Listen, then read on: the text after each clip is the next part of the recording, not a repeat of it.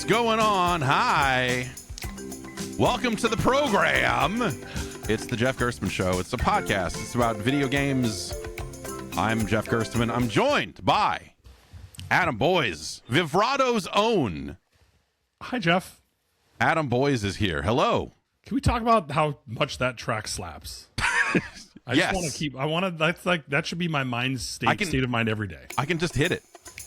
I'll send it to you. I got a license for it and everything. It feels like there's a level in Sonic, like a biome in Sonic, where that's the background music, right? As soon as you get to the beach, you know. Yeah. No, you need. I find that some steel drums in the morning really kind of just it gets people in the right state of mind to kind of get things done. Have you ever tried to play steel drums, Jeff? Hell no. I wanted to. I watch videos on TikTok sometimes of them, but anyway. Video games. I mean, wait a minute. Did you go buy steel drum? Like, no, you just see him and go with the idea. Sometimes where you play out a fantasy in your brain. You're like, what? What if I just was on an island and I bought a steel drum and taught myself?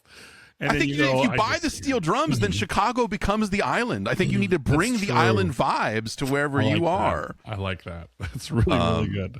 No, I've been able to play bongos, like big bongos on a somewhat, well, I don't know, not a regular basis, but I was in a band that, because it was kind of a ska band, there's 13 people in it, and of course at some point you go we should have a bongo player. Actually, it was a package deal. We liked his girlfriend as the singer, and it was well, I guess we have a fucking bongo player now, because he kind of because this dude, White Dreadlock Man, is now part of our band. And is that a flex when you tell someone what do you play? Oh, I'm a musician. What do you play? The bongos. Is that a flex, or is that the opposite? I don't know, man. It was always that was always the weird thing about saying that you're in a band, because people would always go, "Oh, what do you play?" And I'd be like, "Oh, I'm percussion vocalist," And they go, "What do you mean? You sing?" I'm well, I play the wooden box. It's a rap. Yeah. I'm because I don't want to say I'm a rapper, because that's I feel like I'm not.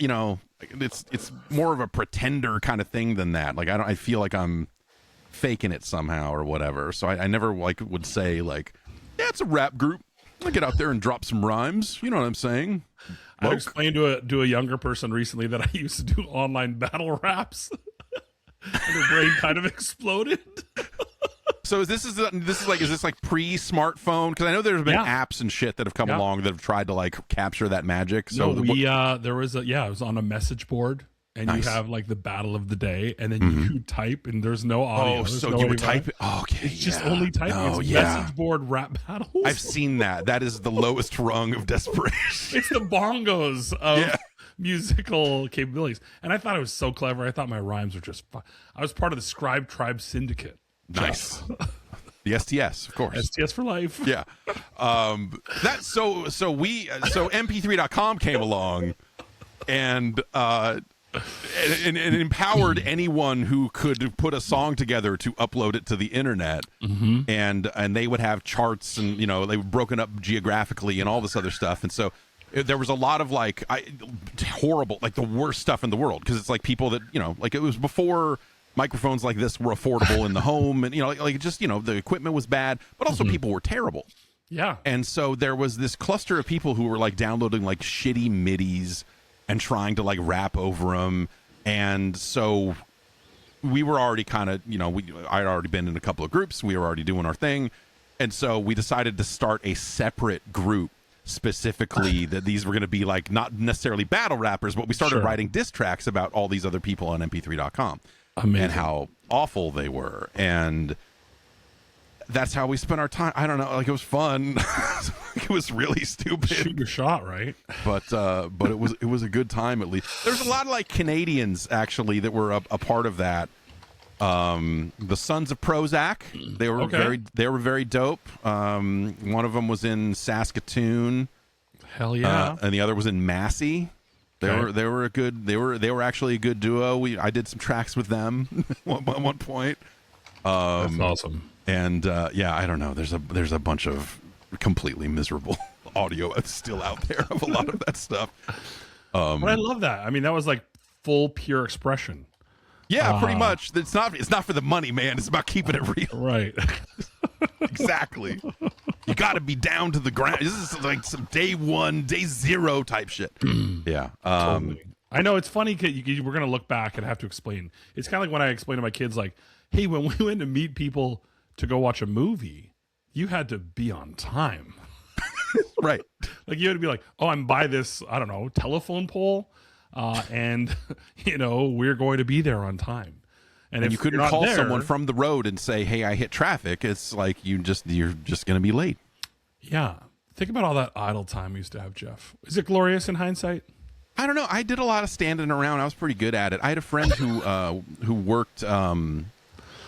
He worked Friday nights at a 7-Eleven. Okay. And seems like the peak shift. Peak shift. Yeah, yeah. And he worked until about 2:30 or no, it was like 1:30. He was out before last call. But he would work from like 6 p.m. to whatever. So I would just go hang out.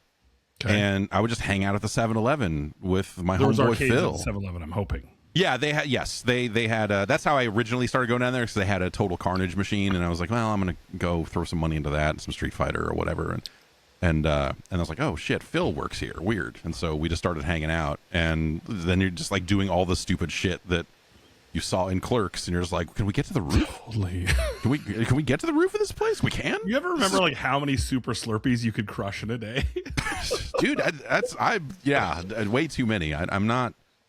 I don't know. I'm not quite as bad as that, but I bet with some training, I could get back on that horse. That was our thing. Like we would ride our bikes, and I remember they were like 69 cents for a Super Slurpee, and they were so Canadian Slurpees. This is really actually fascinating that I didn't learn until I came to the U.S. Last time I got a Canadian Slurpee, we had to like turn the lights off, make sure there were no cops around. But it was because they don't carbonate them.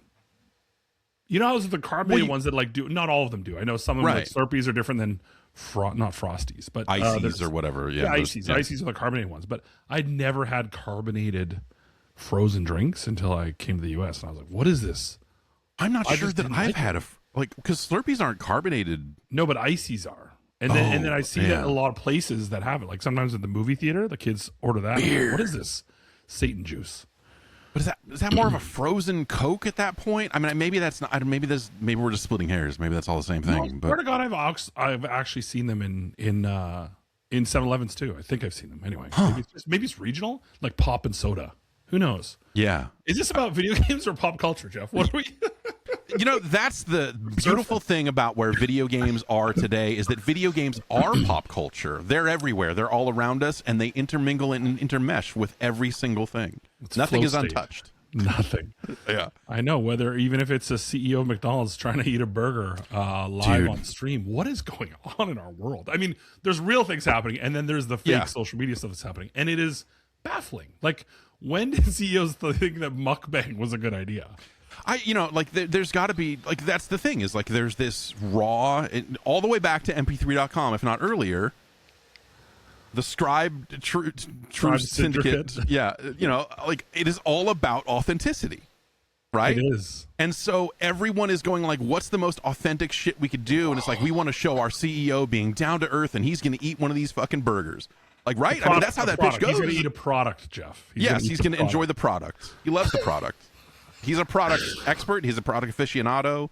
I saw a TikTok from someone claiming to be an ex-R&D chef at McDonald's who had interacted with that guy. He's a real guy. That guy's a real guy. He's from Chicago. Okay. Mike Builder met him. Mike Builder and the guys at Jackbox actually went and did a tour. It's Chef, what's his name? Chef Mike, not Chef Mike. Anyway, yeah, he is an ex-corporate McDonald's chef who is basically, I think he was part of the Rick and Morty. Remember when they brought back the Szechuan sauce? Oh, right. Yeah. He was part of that movement. And then I reached out to him because Mike had done a tour of McDonald's headquarters here in Chicago. And I was like, that sounds cool. Let's go do that. And then he left. And right as soon as he left, I think he did a deal with Wendy's. Like, right away. And then I realized that the console wars are the fast food wars. It's all it's all exactly. It's Ford versus Chevy. It's all that stuff. But he was on there saying, like, okay, so I'm not going to like tell every story about my interactions with this dude, but when he came in and introduced himself to the R&D chefs and whatever, like, everyone asked a question, and I asked him, what kind of food do you like? And this CEO was just like, I don't know, I'm eating a lot of fish lately. Like, not a McDonald's product, like, no, like, real passion for his answer about food as a guy who runs like the company that's like the largest restaurant in the whatever, like just like very CEO. I feel like I've been in that situation interviewing people in the games industry where, you know, it's that question of just like, oh, so what have you been playing lately? It's the sort of thing that everyone should have like something resembling an answer for. And then you catch those people that are just like,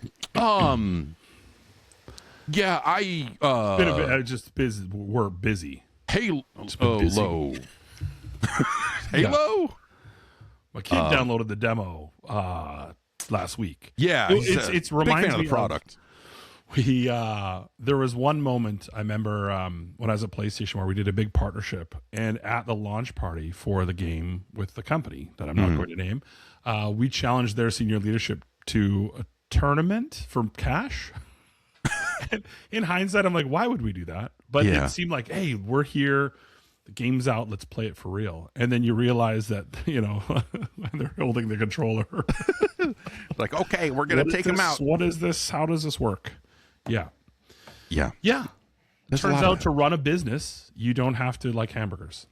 No, you don't. And I guess that's probably for the best, because, you know, it's like let everyone be the experts at the things that they're experts at is probably trust the people around you too. It's complicated. Businesses are not. It's the one thing I think right now that we're noticing about the games industry is that when you start a game company, I always used to sort of say this anecdote a little bit sort of tongue in cheek, which is that the thing that every single game studio founder has in common is none of them went to business school. Right. Because they're starting to want to build a dream game versus building a business. And now we realize with this downturn and the challenges we're facing that like it's really tough to navigate running a business and cash flow and savings and all that stuff. And it's tough. It's a different skill set to make a great game versus market, sell it, and build a business, you know? Yeah. And I think that trickles down. I mean, I remember hearing stories from folks who were, you know, like had just like people that had transitioned from writing about games into making games. And it was this idea of getting there and going like, man, there's like people on the art team that don't play games, and they don't play any game. They don't play our game. They don't play any game. Like, it's just like, it makes me so mad. And then settling in and realizing like, oh no, but like they're passionate about getting the art right. It doesn't necessarily matter that they don't play the game, and kind of coming around on that, you know, it's nice to have people. That was always the thing that I think when we were building GameSpot and building up the team there, it was, we were building a video team of people who knew how to play games and knew what games should look like and all this other stuff. And I think it gave us a huge leg up because all of our editors knew the subject matter. They knew what they were doing. And when they were editing the videos, they were a lot faster. They knew what they could cut. They were smart about like, oh, this doesn't matter. It wasn't like and we would see like, I don't know, like game trailer, you know, like Game Trailers was owned by Viacom, and they were, you know, MTV, and like I remember seeing one of their editing suites, and it was someone like me with not editing skills sitting on a couch behind them going like, cut that out and do a little bit of this, and I don't know, like chop this up, and not that it was all that. I think that they eventually made changes as well, but it was like day crews coming in, and like, I'm hired to do makeup for whatever this fucking shoot is today, and I'm aiming the camera, and I know my audio stuff really well, but like, and the shoots would come out looking great. It was like for Jeff Keighley's stuff back in the day. Yeah. Like he would always have these crews that were like, they were like, what do you do? Video games? That's so neat. And I'm like, yeah, what? And it was always such a departure from us, because we were always like, every single person we hire needs to know this shit front to back, because we don't have time to sit there and explain it to them. We're on to the next thing. And it was always really nice to have that as an advantage, because I think a lot of those other crews just they didn't have the knowledge, they didn't have the passion for it, they just weren't interested in that, and they were interested in their thing, and like they did it super well. It's not to say that they were like bad at their job, but like it was just the big difference between the type of team we were building and what a lot of the other places, especially places with like mainstream media ties like a Viacom or whatever, like the sort of stuff that they would do, you know. Well, it's also, I think, why like some of the early movies and shows that tried to replicate what it was to make games, you know, was so goofy. And now we finally have a world where adaptations are actually like very, very good and close, because we have more sort of everyone just calls Mike Micah and says, what do we do to make this right? And he goes, here's what you do. Here's what you do. Rewrite the script and make it better. But it is. There's also the sort of blessing, the curse. I remember when I got the job at PlayStation, and I'd be in front of these big studios, and they'd be like, "What do you think of the game?" And I was like, "Oh, if I give you my Adam's opinion, you're going to say PlayStation wants it to be this or that." And I'm like, we can't do that. So I'd always have to bifurcate, Yeah. the feedback, and I'd be like, I'll give that to you in private, but that's just a me thing as a player, not PlayStation. Because what would happen is people would then use it. Well, it needs to have the multiplayer, or it needs to have, of course, 16 player online, and that used to happen when we were at Midway. We'd be an executive review, and one of the executive leaders would be like, "We need more of this," or "We need a helicopter," whatever it was, and all of a sudden, like they're like, "I guess, did you get that note? I guess." Neil says it needs more helicopters, and then in 3 months there'd be a new build with a helicopter, and you're like, "What is happening? What is going on?" And we called it swoop and poop, right? Seagull management, right? You just come in, you crap all over it, and you fly away. And it was just wild because you're watching this in slow motion. And I was trained at EA, where it was very much like it's a process, and there's a design doc, and you stick to and document, and everything is very procedurally sort of followed. And then all of a sudden, it's like helicopters, sure, why not? We're on top of that. We're on top of that. Yeah, we would get versions of that. Being press, because there'd be like EA would have their annual, like, everyone come to the campus in Redwood Shores, and we're going to walk you through 9 different games or whatever. And it was, there was a team of PR people and stuff that were following us around the entire day, and like they were clearly taking notes on what we were saying, either to each other, or they would just straight up ask, "So what do you think?" And like, we're not consultants. Like, I'm not here to tell you how to make your game. I'm here to report back to the public, "Hey, here's how it's going." Sure. And so, like, I'm a little more freewheeling about this nowadays, because I feel like most of the people that I talk to in those situations kind of get it or whatever. But like, it was very much we would just kind of poker face it and just have to be like, "It looks interesting." Right. Or whatever, and just kind of like leave it at that, because you didn't want those words. Like, those words could like fuck up relationships down the line, because people are like, "Oh, GameSpot said this about it, and we're not going to give them a review copy because clearly they don't get it," or like whatever dumb scenarios are playing around out there. Like, it was always it was always really hard to give feedback. Not only like oh, you don't want to hurt anyone's feelings or whatever, but it was always really hard just because that feedback always felt like it was being used for the exact wrong reasons. Yeah, it's interesting because, like, on the business front, like when I was at PlayStation, people would approach us and be like, "Would you want to partner on this game? What do you think of the game?"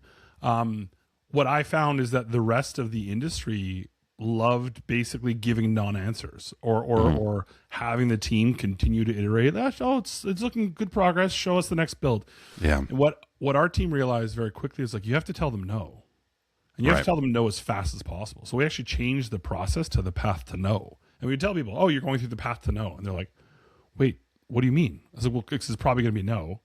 But the more honest you were, the better the developer was in the end. And I'm realizing this now, especially with all the pressure that all these studios are under to get their game funded, or their project funded, or their pitching. Like, people are still just, they're serial time wasters, where they're like, "Yeah, I'd love to see, and just keep us in the loop. Like, next month when you guys have Vertical Slice, show us like how your Steam wish lists have increased." You're like, just tell them no. Because then they could figure out and move on. Because I mean, the amount of times I've met with a team where like, no, we're really, really close. I remember, my old boss used to have the saying, "Deals don't get better with time." Sure. Yeah. Just going to renegotiate and change it. So I think the problem is, like, you want to give the politically correct response, which is like a non-answer. But in the business world, that's actually can be a death nail for a lot of teams. It feels like that's been sort of the thing that's gone around. And these aren't necessarily like publicly, public points of discussion, but like the thing I've heard about multiple times is like a certain amount of like, whether it's like toxic positivity, right? Of like, oh, these people ignored all of the signals that they were getting about their game in play tests, in internal testing, or whatever. We've seen stuff like Highguard or Conquered, like over these last couple of years here, where it just seems like these situations of like, you look at it and go, "There's no way." Like, how were these people blindsided by this game? It feels like from a mile away, you can look at this and go like, and like you said, no, like this that has been on the road to no for a long time. Yeah. And just no one stepped in and said, "Yeah, no." The part that I can't circle the square on is that, you know, historically speaking, and some of our old friends, right, Craig Kujawa and some of the guys back then, they used to do research for games, right? They would go to a research firm and get feedback and stuff like that. And I just, I think part of it is echo chamber. I always say to people, because a lot of times I'll meet with young studios or you know, creators that are just like, yeah, everyone loves it. I was like, who have you asked? Right. Because I always try to talk to people about, like, there's 4 people you should pitch your game idea to. You start with your friendlies, right? You start with your mom and your aunties and people that are going to be like, I love it, and your best friends. Yeah. Then you actually go, the next best group to pitch to are the rejectors, people that are going to hate it. They aren't even your target audience, but you just want the most vitriolic, nasty, negative feedback. Then you go to outliers, which are the ones that are like a long shot. And then the final one is your target market. And what I find is that people try to go, oh, I just need this one meeting. I'm like, no, you actually need the 30 meetings beforehand to make sure the pitch is dialed in and your positioning is dialed in. And I just can't understand myself. It's just, to me, it's like a bias enhancement. If you're only around people and your leadership team is like trying to protect your team. I think about raising kids nowadays, you know, back in the day, my dad would give us a hatchet and be like, go, you know, cut me a cord of wood. And my brother and I are 14 and 12. We're like, I guess we're learning how to cut wood. Don't smash your feet open. And now it's like, don't touch anything sharp and don't go and put on the sunscreen. And so I think some of that seems to be happening in some of these studios, possibly, where this sort of bias enhancement that they're believing their own hype and it's great and it's impenetrable. And then the internet smells a little bit of that. Because I thought a lot about the Highguard situation. And if I'm Jeff, and by the way, my team and I, we basically got to handcraft the pacing of conferences at E3, right? Yeah. And you had to think about, I always thought about 3 different audiences. There's the people in the stadium, there's the people viewing from home, and then there's Wall Street. So you're really playing every show to 3 different audiences. And I think if you fall in love with a game and you see art and the team's got a fantastic background, like, who are any of us to look at a game and say that's going to be an absolute hit or absolutely not? And I think, Jeff, all the intentions are aligned correctly. Right. I want this team to be successful. They meet something they're proud of. It's resonating with people. And then when the internet sort of and the public come out and say, hey, we don't believe that and we don't think it's true and we don't align, then all of a sudden it's like, well, he's probably on the payroll. It's like, these things can be true that Jeff's intentions were perfectly aligned with the goodness of the industry. Right. And then also this game just didn't resonate with players. Like, these 2 things can be true. And I think too many times we want to create a conspiracy around who's backing it and do we even go to the moon? And, you know, I'm like, what are we doing? Just listen, no one sets out to make a game that doesn't resonate. If it doesn't resonate, you try again. That's kind of how we've always done it. Yeah. Not every game's resonated. And so I don't know.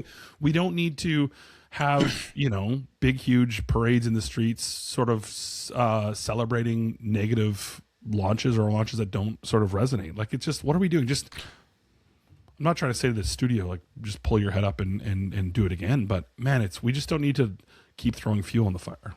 Yeah, yes. And I think that especially these days, you know, we talk about public reaction to stuff like, you know, like that game, like there's already 9 more games coming out, you know, like there's like everything's moves so fast out here once you're kind of outside the studio bubble of like, we've been sitting here for 4 years iterating on this or 2 years or whatever. Yeah, I don't know. Like it was interesting to see people try to blame Keeley for some role in this or whatever when all he wants to do is have big games on his show. And also be a champion for so many people in the industry. Like, he's built that whole show on his own shoulders, you know, and people, they can have feedback around like, hey, I think it's, I don't like the content or the flow or the length or whatever, but like, honestly, he's built that with his bare hands. And like, so after years of having to do it for Spike TV, that was wild, or right? fucking like, you know, like having all of these fucking idiots weighing in on this, you know, like, hey, we, you know, this show you're trying to make good for video games. What if you put some ladies on it and they were nearly naked?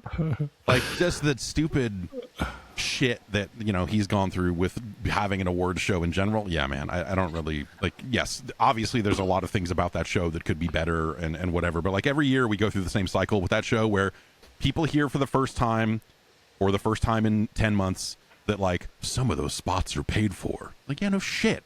Like, what do you? That's like, how he makes money. And some of them are not. And that's how it is always gone. Yeah, it's always been that way. When Amazon shows up with their Mr. Beast trailer with all this other shit and their gigantic marketing spend, they're paying for the spot. Guess what?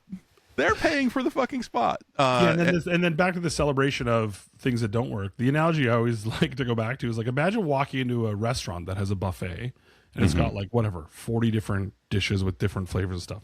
And you're like, hey, why has it got beef and broccoli? I don't like beef and broccoli. This is beef and broccoli. This is so gross that it's like, dude, there's 39 other foods. Like, just move on. We don't need to celebrate or draw attention to the fact that the thing that you don't like is here. Then stop talking about it. Move on. Find some things that bring you joy. And I think that's been a big focus of what I'm trying to seek out in the industry is how do we sort of drive back towards joy and happiness and excitement around the future versus like look at these negative headlines. Yeah. Let's take a break and we'll come back. And I want to talk to you about Marathon and how many hours you've spent playing Arc Raiders also, and how that extraction shooters apparently really are the future. Sounds good. We'll be back as soon as I figure out which buttons I need to hit to do this. To get my hands on a pair of Rag. You know, it's it might not be obvious, but I used to kind of be a denim guy. I had a period of time there where I decided, you know what, I'm tired of wearing shorts every day. I'm going to get way into jeans. And, you know, you go down this rabbit hole of, you know, like these, it's all this selvage denim and like these pants are from Japan and, you know, like all this other stuff. It gets super pricey. And sometimes you end up with just a bad pair. That's why it was so nice to get my hands on a pair of Rag & Bones infused denim jeans. These things feel fantastic. They look great. They're crafted with a proprietary 8-step over-dye process, giving each piece a rich dimensional color that gets better with every wash. They feel fantastic on the body. They're built with premium materials and craftsmanship, so these jeans are made to last for years. Rag & Bone has spent the last 20 years obsessed with making jeans that get better over time. So this infused denim will last you season after season. You can level up your entire wardrobe for the long haul. And it's a good quality pair of jeans that, you know, is going to fit into a lot of different scenarios and situations. I don't have as many opportunities or needs to wear long pants these days, to be honest, working from the home. But of course, I went to a business thing, and I'm at DICE, and I'm at the awards show, and I'm like, I gotta wear pants. I cannot pull out some jean shorts. And I did, kind of dig through and find a handful of pairs of pants that I was still thrilled with and all that. And it took a long time. I wish that I had my hands on Rag & Bone's infused denim jeans earlier, because I could have worn those. Probably could have worn them the entire time. They look that good. Check them out. It's time to upgrade your denim with Rag & Bone. For a limited time, you can get 20% off your entire order with the code Jeff at rag-bone.com. That's 20% off at rag-bone.com with the promo code Jeff. And when they ask you about where you heard about them, support the show. Let them know that we sent you. Yeah. And we're back. So Marathon, man. How much? So they ran their server slam over the past weekend and change here. It was people's first chance to get their hands on Marathon. They did a closed beta of this new art style that was NDA'd, and so word kind of leaked out of that. But prior to that, it was the old art style, and that first kind of public test they did, people were not happy with this game at that point. That was 9 months ago. It was a while ago now. But now we've seen something that, the game's out Thursday. So what they put out this last weekend, if not final, is damn close to it. What'd you think? Have you spent a lot of time with it? I did not get a chance to play it, Jeff. Okay. I am one of those people that I don't like. The reason why I don't participate in a lot of server slam and server tests is because I tend to fall hard in love with games. Mm-hmm. And when they get taken away from me, I get very, very angry. Sure. So I was worried that. Also had limited the weekend bunch of sort of teenage stuff with the kids. But No, I watched a lot of footage of it. Looks super fun. Looks right up my alley. I mean, I'm all about the loot grind. I mean, we could talk about Ark. And then Ark also had the Drive to Expedition. So I had to do some, we'll talk about this later, but some illegal import-export operation that me and my friend John Vignacchi ran. So we'll talk about that later. But it looks cool. It looks like right up my alley. I just want to spend more time when I can just not stop playing it. How about you? So this is weird, man. So Ark didn't do anything for me. You know, like I tried to play it. Talk about that. Yeah, and I think like obviously like it's dramatically related, right? But like Ark, and I want to play with you and JV and see if that changes my mind on it. He won't play with us. No, I know. He's done for the same reason I am, because he's just like fucking opening boxes and like, what the fuck are these wires? Like that's my problem with Ark, right? Is like it's just you wander around and you find a bunch of fucking trash. And then you get shot by some dude, and you're like, well, I guess I lost all my garbage, and now I can't make another gun. What the fuck am I doing with my life? Like the falls in Ark, at least early game, because I never got any guns that I ever got attached to. It just was not a fun loop for me, I guess. Okay. But there's something about Marathon, and this kind of caught me off guard. I don't know, like seeing it a while ago, and I was like, I kind of came around on it. I was like, there's a potential. Like people had really started kind of shitting on Marathon in a really weird way. Yeah. Because I think people are like, oh, Bungie's done. I think Destiny 2 has kind of fallen off to a certain extent, and with some of the studio closures that Sony's been going through lately, I think people have been like, oh, Marathon's going to come out, and then 2 weeks later, Bungie's just gone, or like whatever. Like people are people. But I really wanted to like this game because I think Bungie, when they are on it, they do really great work. 100% agree. And I think, every time I go back to Destiny 2, it's like I'm just like so lost, and I'm just like I feel like they've gotten so far away from the things I like about that game or whatever. But I mean, a lot of games when it's year whatever, paid in live service, you're like, how does this, the gotcha buttons and how much do you think that matters, right? Because obviously they're catering to the players that are still there on a regular basis, and like the people that are not lost, because they're just like, yeah, this is I played this last week and I played it this week, but like. Do you think that these games are leaving a lot on the table for not having something for like the lapsed? Because I've played hundreds of hours of Destiny. Yeah. And now when I go back to it, I don't know what to do. They've reorganized the UI 9 different times. They've squashed power levels at least twice. And so I just go back to it and go, I don't know what I should do here. It throws me into a campaign that like I don't feel equipped. Like the mission it's forcing me to do, I don't feel like I'm equipped to actually finish it. And I'm dying over and over again. The first junk gun you get is way better than any gun you ever had in the history. Yeah, and I'm just like, well, I guess I'm just going to check in on this another 6 months down the line. And like, there's something about that, I think, with multiple live service games where it's like they just get away from a certain group of players. And the thing I've always wondered is why developers don't ever like chase that, or like, hey, since you last played and we know what that date is, because obviously we would. These are the things that happened, and here's what you should focus on. Like, there's nothing in game that says, here's what to do, and so I always just feel so lost. And I always just assume that like there just are not a lot of players in that bucket, or not enough to chase for them, because they're like, oh, we got bigger fish to fry. Like, this is a waste of time. Do you get the impression that like there are a lot of players that, like me, kind of get iced out of a game over time, and does that matter? Yeah, of course it matters. I think the problem is you're trying to serve three masters at all times of the live service games. You're trying to serve the newcomers, you're trying to serve the casuals, and you're trying to serve the hardcore. There's a stat that John Tapper famously always talks about restaurants and repeat business. So first time you go to a restaurant, if you have a flawless experience, there's a 30% chance you come back the second time. If the second time you have a flawless experience, there's a 40% chance you come back the third time. If you come back the third time it's flawless experience, you come back 75% of the time. So the goal isn't about the first experience. It's about getting into the three. And I think if you think about the way that players play games, sometimes it's more important to cater to the people that are already at the restaurant the third time instead of trying to build a new onboarding system. Because you're right. If the meta is changing so rapidly, and this is something that I assumed, when we were working on Rumbleverse, we see these live services games come out, and they're usually sort of pretty stagnant for the first 6 to 9 months. Because usually the studio wasn't planning for a lot of meta and change. And so when we were working on Rumbleverse, we purposely wanted a lot of things happening. But what we didn't realize that bug in the 6 to 9 month period is actually when the concrete hardens. and the player base starts Right. to get their feet under them. So if you start changing the meta too much, you almost scare them away. So you know that they have scientists sort of looking at the metrics of retention. There's D1, D7, D30, all this stuff that they're really sort of surfing on.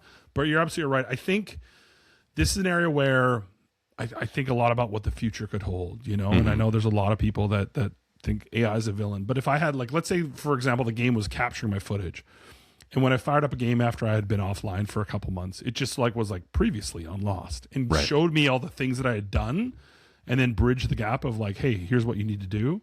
Because I think games are more and more complex, and to keep it stickier, you add new metrics and stuff like that. So it's a huge dance. And so I think there's no good answer. And it's why these games are so overwhelming when you're at, now there's 30 characters to choose from. There's 70 characters. Did you start what deck? And even onboarding people now into Arc, when I was like, oh, or let's take Dune Awakening. I played a bunch of that. When I played it by myself, I did no research. I just went in cold, and I didn't even build my sand bike until it was hour 30. So I was running around the desert, getting eaten by Shai Halud over and over again.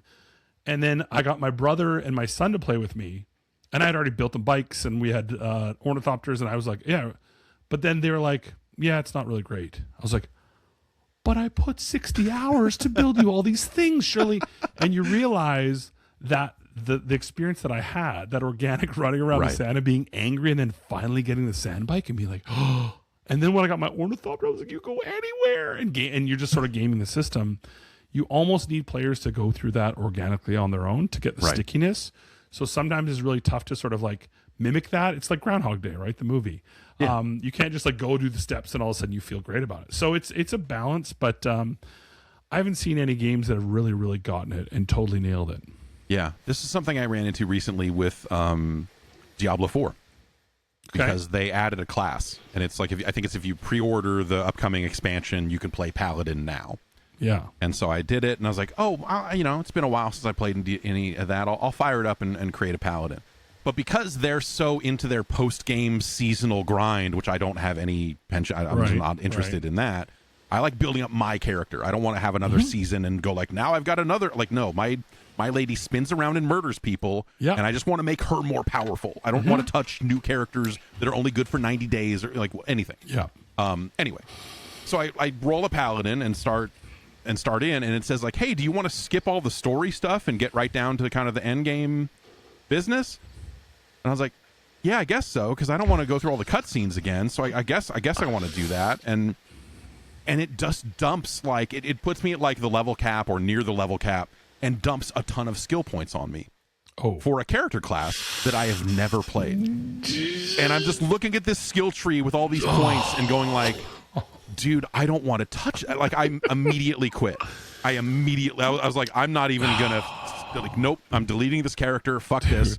Because the only way, like with Dune, the only way I get to a character, because I'm not some go read the build guide and spend all the points this way and this is the optimal for the meta. Like, I like to look at my character, go, what have I been deficient in over the last level? Okay, I need to be able to do more of this. And so, like, I spend my skill point there. When they just dump it on you and you're like, I don't know what any of these skills even do, how they synergize, which ones are good together, and I'm not going to experiment. I'm not going to spend a full skill tree, go, oh, I don't like this, and then go back and try to work out what is wrong with it and like, no, dude.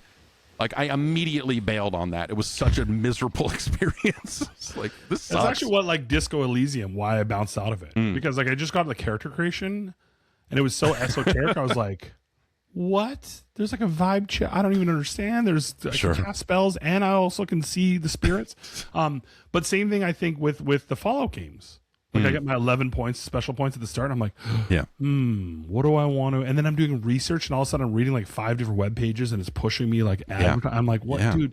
Just like, because I always want to min-max it. Yep. And then there's like, well, I want to be able to reroll, but I don't want free rerolls. Yeah. Like, it's hard, right? It's hard because you want to experiment. You want to try different things. And I think some people do have that kink of like, I just want to experience that character for a season and then re-roll it and start from scratch. I mean, I'm the moron doing the expedition every time in Arc Raiders and just going to collect olives and mushrooms again. Here we go. And I'm running to other guys like, are you doing the mushroom? Yep. What's up, mushroom buddy? Hey, we just re-rolled. You sort of bond through the trauma of starting from scratch. It's not for everyone though.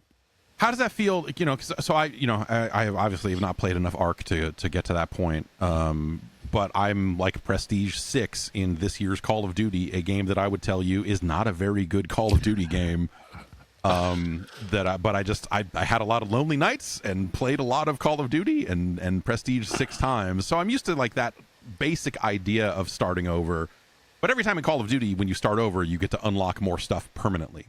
Yeah. And so now it's at a point where if I were to play any more of that game, it's meaningless because as soon as I prestige, all the gear I use is already permanently unlocked, and who cares? Right. Yeah. And so it's kind of lost. I don't know. Like I've completely fallen off of that game. Like how is Ark by comparison to that sort of starting over thing? Yeah, you get like a little percentage boost. You get more inventory slots. You get more sort of XP as you build and grow. But you give up your whole entire inventory, everything you've ever. Plus, I think the hard part is the blueprints. So in the game, basically, you have all these workshops and you can build different things in the workshops. And throughout the game, you can't basically build all the best gear. You have to go out in the wild. You have to find the blueprint for whatever item it is. Then you have to put it maybe in your safe pocket, which people online refer to putting in the butt, because there's a slot that basically, even if you die and you get wiped, it still goes back to your inventory. Sometimes people run with free loadouts, which doesn't have a safe slot, so there's a lot of risk reward. And if you find a couple blueprints, there's like stakes are high, you want to extract and you want to get it and leave, because if you die out in the field, you lose all of your gear. Now the problem is that because I'm an avid online video watcher, some guys were basically pontificating before the first server wipe, that if you collect extra blueprints and then you handed those extra blueprints over to maybe a friend that wasn't wiping, and then maybe after the wipe they log back on and maybe they gave those blueprints back to you, that you sort of get a little bit of a leg up on the next. Twinking yourself. So somehow. Maybe Saturday night I had an accomplice that did 3 drops into our Raider hatch key of doing all the item transfer. Here's the thing though, like a lot of times people are like, well, that's not how the game was built. And I kind of realized, like, I love playing the game. It's like the thing that draws me back. Obviously I like the mechanics, lore, all that stuff's cool. I just the shooting and in the world, but it's more the little adventures I get into. Sure. You know, like Friday night I was playing, I was with another guy and we were playing nice. Like, luckily I've had a lot of good, basically they match you with, if you're a PvP person, they match you with other PvP people. If you're PvE, they match you with PvE. Till the server wipe, I've met some real nasty bastards around the last. Did they wipe everyone's reputation alongside the server wipe? Some people are trying. They're trying on being a complete rat out in the field. So I got ganked when I was trying to collect some olives, but I came in with no items, so it wasn't that big of a deal. But like I come across this guy, we start chatting, and then another guy's like, "Hey man, don't shoot at me." So we run over, and this guy was getting shot at. So we're like, "We got you, man. Let's go hunt the guy down." So the 3 of us are cruising around. We're looking for the guy. Oh, I think he's up here. We take the zip line up. We're following him around. And all of a sudden, we're like, no, can't find him. And we look behind him, and now there's 4 of us. And we're like, some guy's like, hey. And we're like, hey, were you the guy? No, he's like, what? And we realize, you look at his loadout, and he's like, he's got a shotgun. Mm-hmm. You don't play the game with a shotgun unless you're murdering people. So we're like, oh, you're the murderer. And he's like, kind of looks back and forth. Well, you have 5 seconds to take off your mic or to unmute your mic and tell us like what the deal is. And he's like, and then he starts to run. So we're like, brah, brah, take him out. And so for that 15 minutes, me and these guys were basically like, I don't know, gunsmiths in the West. Vigilantes. Vigilante. It was just so much fun. And so those little micro adventures that you get into, to me, are incredible. Because I'm not adding them as friends. We don't have to call each other again. I kind of think about, when my dad was younger and he'd go to the pub and just meet strangers and chat them up, or and that's kind of what Ark is to me. Is like you're just having, hilarious adventers, or maybe jerky adventures. I mean, depending on how you're playing. So it's been fun. That is like any night out at the bar. You never know who's going to be down there. You never know. Like some and depending on how chatty you're going to be, right? Or a lively Uber drive, right? Where you're like, are we going to talk today? I guess we're going to talk. Now we're best friends. Yeah. But I just love the grind. Or maybe you're buying alcohol for your suite, and you encounter a strange man in a truck who changes your life. Who changes your life and drives you all the way back to your casino. Who knows? I think I just love the grind. I love the comfort. I think that's the thing for me, is that a lot of the games I've tried. I've tried Lort recently. There's another one from what was the game called that I just tried on it was called Pass the Fear, which is kind of like a Nuclear Throne meets Hades game that I played from Steam Next Fest. Played a bunch of Mugenics. But you get to a point where like I'm kind of out of my comfort zone. I go back to the comfort food. I always talk about how a lot of people want that comfort food to sort of bridge them between experiences. So that's what it is for me. And unfortunately, friends like you, friends like Johnny, don't have the same feeling experiences, because as soon as you start playing with other players, the dynamic does change a lot. Sure. Yeah. So yeah. Marathon is well, it's a first person game, and that goes a long way with me. Okay. I think the guns are really cool. Like, I think their visual aesthetic is really fascinating, and to think about, like, they got accused of, like, they had plagiarized art in the game not that long ago. For them to have gotten all of that out, basically jacked up the game, slid a new art style in, and like what they've come up with, I think, is really compelling. Now it has this sort of, like, I don't know what you'd even call it, cyber goth, health goth kind of adjacent weird stuff. Just like, it's creepy bio-digital. Like, the loading screens when you're going into a run are probably the best example of it, where it's just got like weird terminal view text, but then also creepy looking bugs feeding on slimy goo, and you're like, and all of it comes together in a way you're like, yeah, no, I'm kind of into this specific gross thing that they're making. But it's the interesting thing about that, about what they're building compared to Ark, I think, is that, like, it's a class-based game. Like, you pick what you want, and it's going to have an ult, and it's going to have like inherent abilities. And so there is if you want to play the shell that is the medic, if you specifically want to play support, then that is what you play, and then you kind of have your rough equivalent of like a Destiny Titan and a Hunter. Like, they have sort of things like that as well. But I ended up kind of honing in on one that's like really, like, she seems really mobility focused. She's got a really long slide, and so I'm playing alone. So, like, support, like, who cares? I'm never going to play the medic. It doesn't matter. So what's the role you play? She's got a really good double jump. She's got a really nimble, longer than average running slide. Okay. And so that lets you kind of slide around corners further than they think you're going to, and then you're hitting them while they're behind cover. Sure.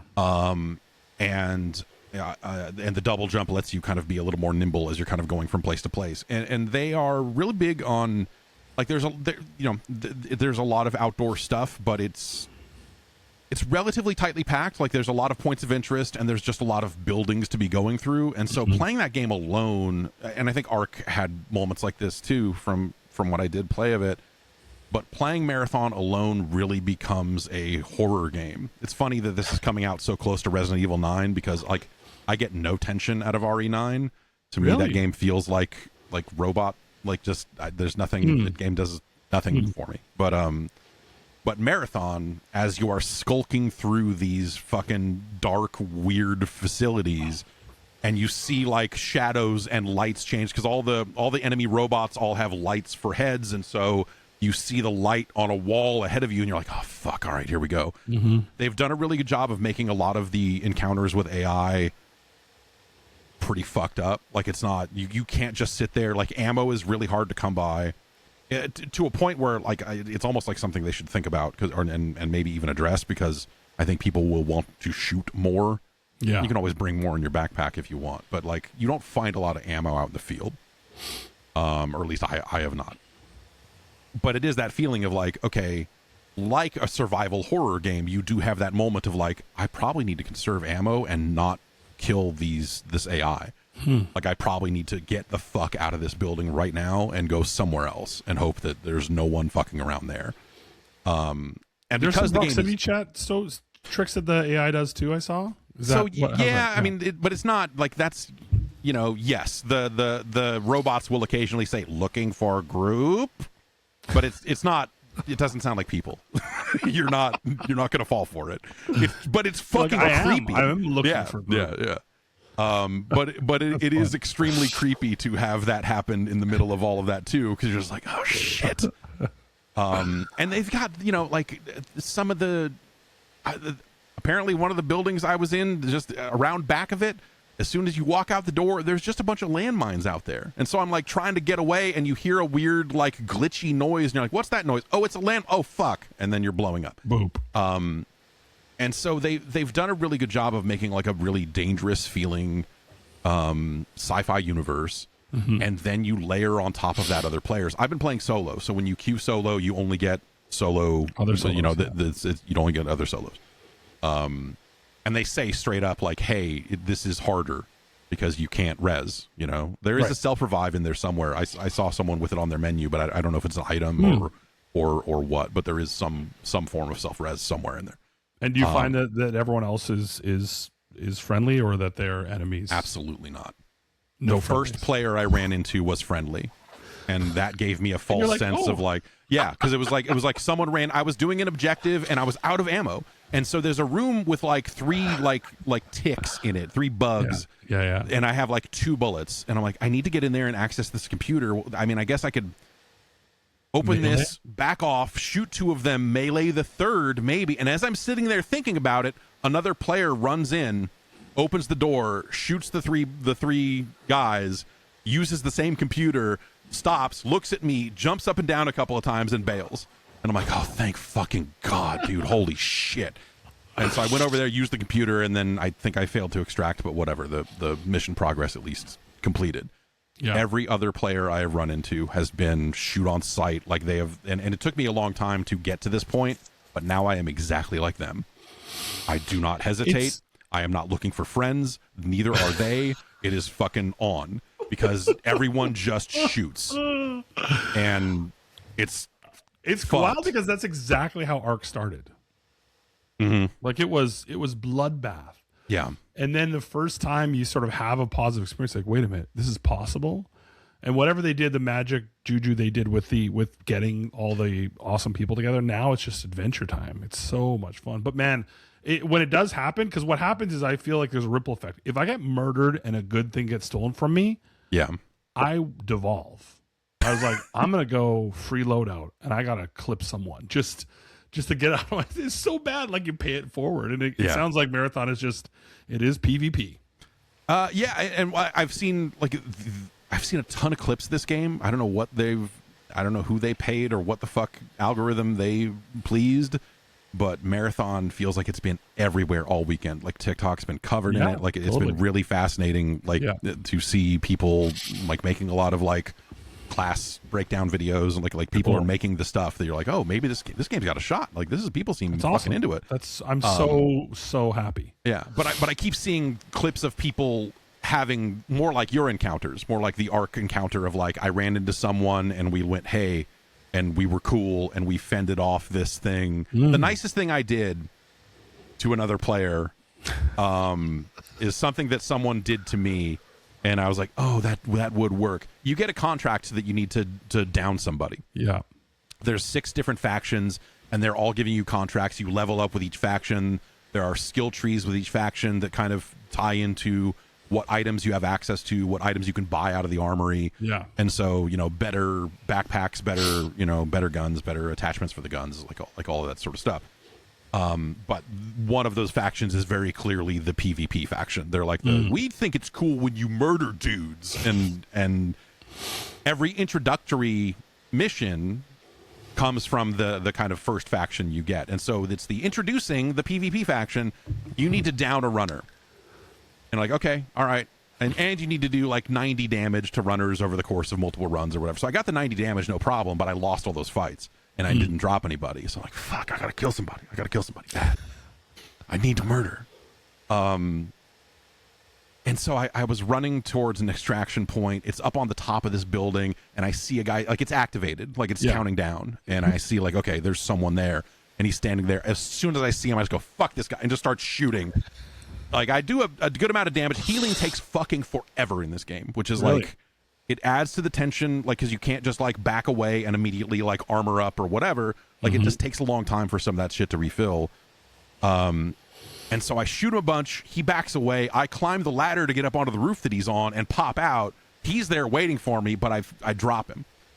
But I don't kill him because the contract is only to down someone. And so I let him scoot his way into the ring of the extraction and extract, because there's not time to, there's not time for me to loot him and get any of his stuff anyway. So I'm like, all right, buddy, someone did this to me.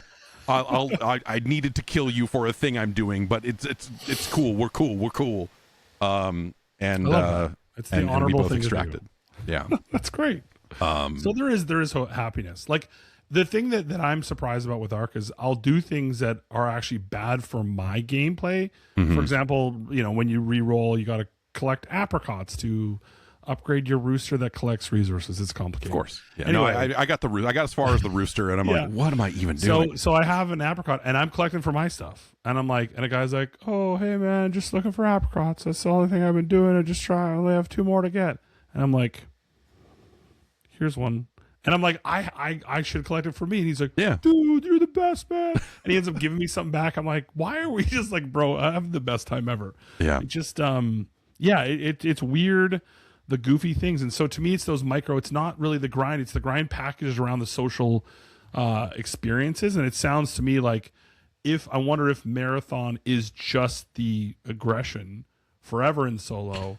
We'll be able to sort of get legs for people that are more like me, that are just kind of like not sort of PvP averse per se, but like I just want to grind and have a good time. So I think that like for people, so seeing a lot of videos of the game. So the thing that this game does that I don't think Ark does is you have 30 minutes on a run, basically 25, 30, something like that. Yep. And what they do is the loot will, like your ability to get better loot gets better the further into a run you go. Love that. And so they will have world events where it'll be like, oh, this thing procced, and so this big anomaly is here. And it's the sort of thing that is probably going to need multiple players in order to deal with. Whether it's a world boss or like, hey, we need to hack this machine and then get over here and find this card and do this.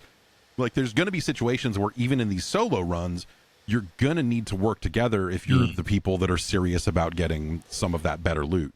Yeah. And so I think I look at that and see there's like a ton of incentive for people to work together if they're serious about that kind of late game stuff. All the shit I'm doing is in the first 15 minutes of a run, and then either I'm dead or I'm running the fuck out of there because I found like one item that I'm like, ooh, I got a backpack. I like this. And I don't ever, like, the other thing is I barely ever, like, my vault was full, and part of the reason I stopped playing is because none of the progress is carrying over and the game's like 2 days away. That's kind of my thing. So, I'm a grind nerd, right? Yeah, and so I was like, okay, I know I want to play more of this when it's real, and so it did its job there.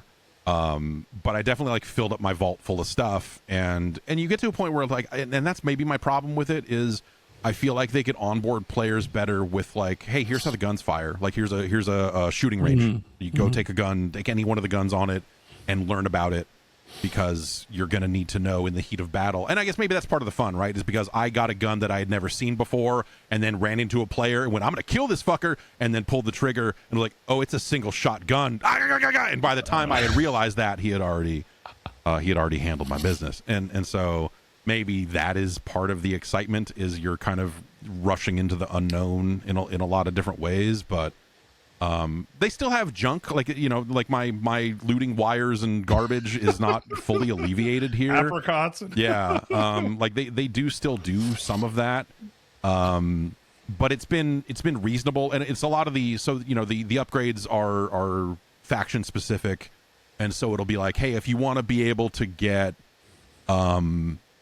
if you want to have like a longer like stamina meter or whatever, or like slower stamina burn, you need to get this upgrade. And it's not just money, it's also you need 12 of these. Sure. And so there are reasons, and you can tag items, and so when you see it out in the field, you go, oh, that's the fucking dumb thing I'm looking for to buy these upgrades or whatever. And so I got some of that stuff.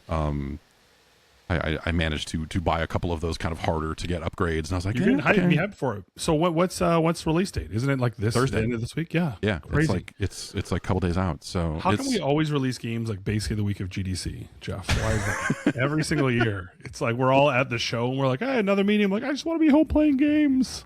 Yeah, no, I don't. I don't know why. I guess because it's always March, right? And March is always end of fiscal, and so there's always this like desperate rush to get games out the door. They just not to jump ahead of the news, but Ubisoft just announced they are finally releasing The Division Resurgence which is the mobile game. It is basically they have turned the Division 2 into a phone game. Like it is like those types of missions and those types of encounters. Like I don't know if it's the full open world, but it's like they've, and it's a game that I played at some Summer Game Fest event that they had like 2 years ago now. I have a t-shirt for it. Like, wait a minute, that game didn't come out. What the fuck's going on? Like they have been testing it forever. Mobile games. There's always someone in some country that's got access to it and they're tuning some monetization somewhere. But they finally figured it out well enough to where they're going to release it. Or Ubisoft finally just went like, oh God, we've got to put something out. Oh God! In your day-to-day, do you play mobile games at all? No, not really. I mean, yes, but like not anything like this. Right. Not anything that resembles like a console game You're or playing like more sort of grindy phone throwaways. games. Phone games. Yeah. Yeah, like I'm playing like Tap Titans 2, which is a terrible game, but Scratches the itch. Dopamine. What about the kids? Do the kids play mobile games, or do they? No. So my daughter is interested in Whale Trail on phones. Which I still have installed so that she can play it occasionally. But no, they play a lot of Switch 2 and a lot of PS5. Awesome. And so I'm keeping them away from the Roblox. It has not really come up in the household very much. But no, they're playing Mario Party right now. They finally figured out that you can take the Joy-Cons off the side of the Switch and that they can both play together. Like I was a little reluctant because they are going to break that Switch too. Yeah, they are 100%. Eventually going to. I mean, they're 6 and 4. They're going to break it. They're going to 100%. It's going to be in the toilet. Yeah. So they're just they're skipping all the board game shit and just playing mini games. And I was like, yes, that's the only way to play this game. And so they're turning the Joy-Con sideways and they're playing that way. They started making levels in Mario Maker 2 because I had that installed on there. Nice. And so they're not making they're just like, my daughter's just plopping down as many trampolines as the game will allow and then just making Mario bounce all over the place and they're laughing their heads off. That's awesome. My son got into Knack.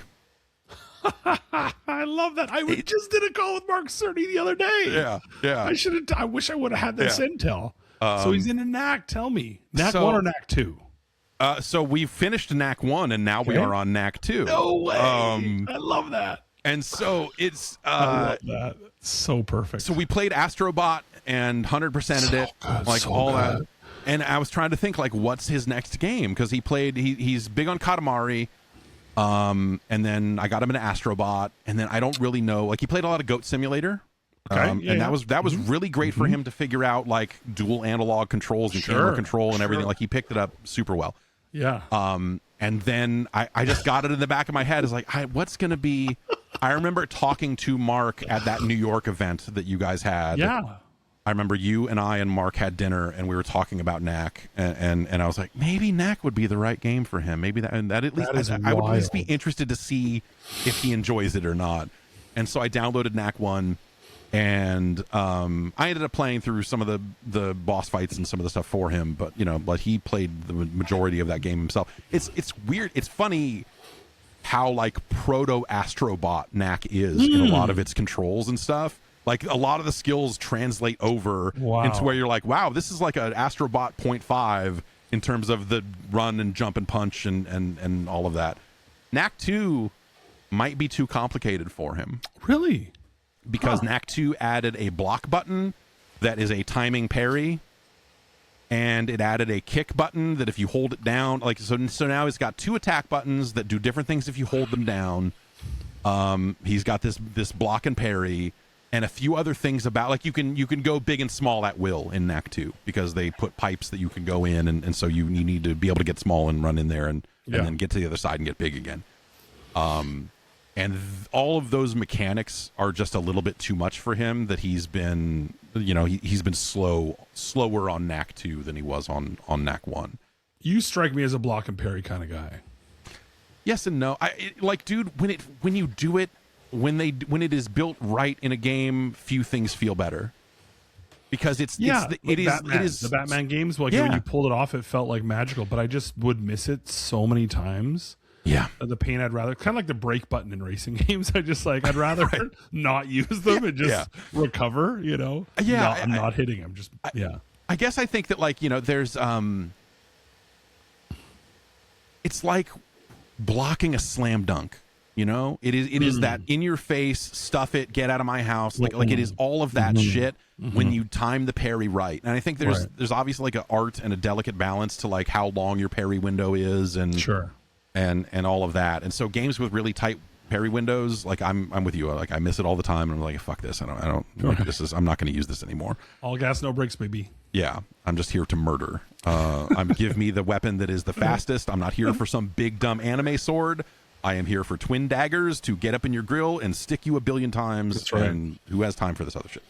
By the way, you know that somebody's going to chop that we just both did the dagger attack at the same time. Yeah. And that's absolutely going to be flip it.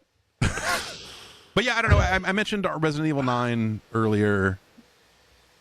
When you were at Capcom, it was like that was like RE6 time, right? Yeah, it was. The good old days.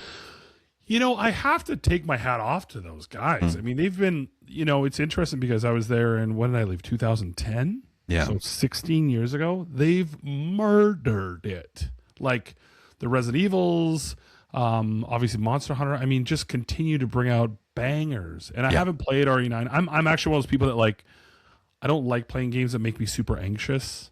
Ironically, but I love Bloodborne. I don't know. Something's wrong with me. Because it's the grind thing and the accomplishments around grind versus just sort of powering through a story. I also think the pacing delta between playing the two different characters, Leon versus Grace, I think that's probably good from a pacing perspective for normal players. But I'm usually like, I like one stylistic approach of like, I want to grind through something. But looks amazing. I'm hearing awesome things, getting great ratings. Totally.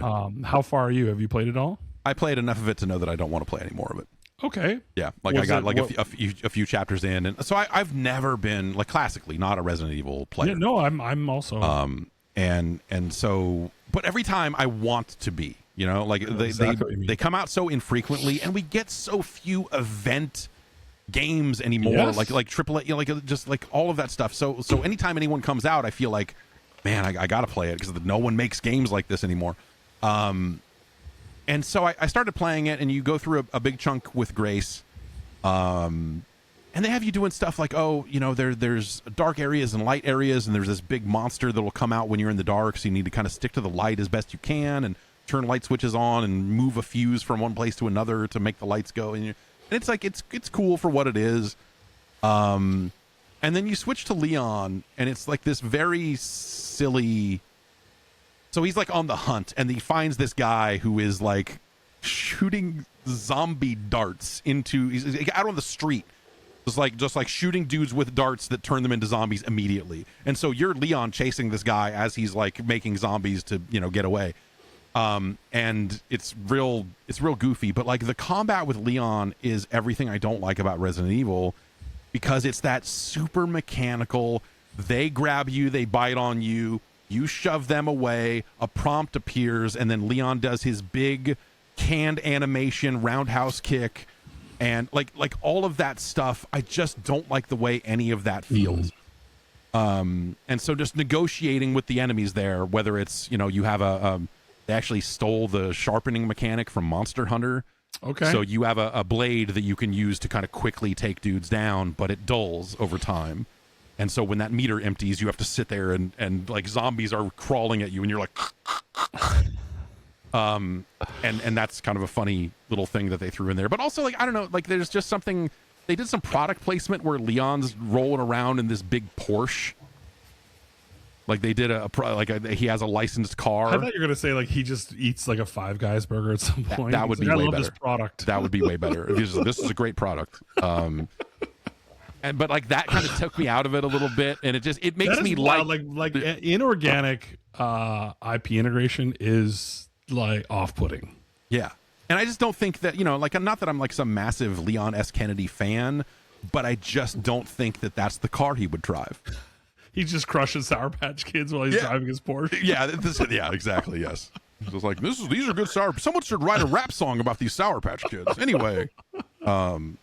But yeah, I don't know. Like I got to the point where where Grace and Leon meet for the first time, played a little bit past that, and I was like, and I just kind of got distracted with other stuff, and it just wasn't really doing it. But it is fucking beautiful. Like I've been playing it on a PS5 Pro. And they're rolling out some new, like their new upscaling stuff is supposed to be rolling out any day for PS5 Pro that is apparently going to assist with the look of that game even further. Wow. I'm kind of curious to see what that ends up doing for it. But it is a very nice looking game. It sounds like the PC version is just gorgeous if you've got the horsepower for it. I saw some clips, yeah. 4K, it looked amazing. Yeah. Ray tracing and just, Yeah. if it's your thing.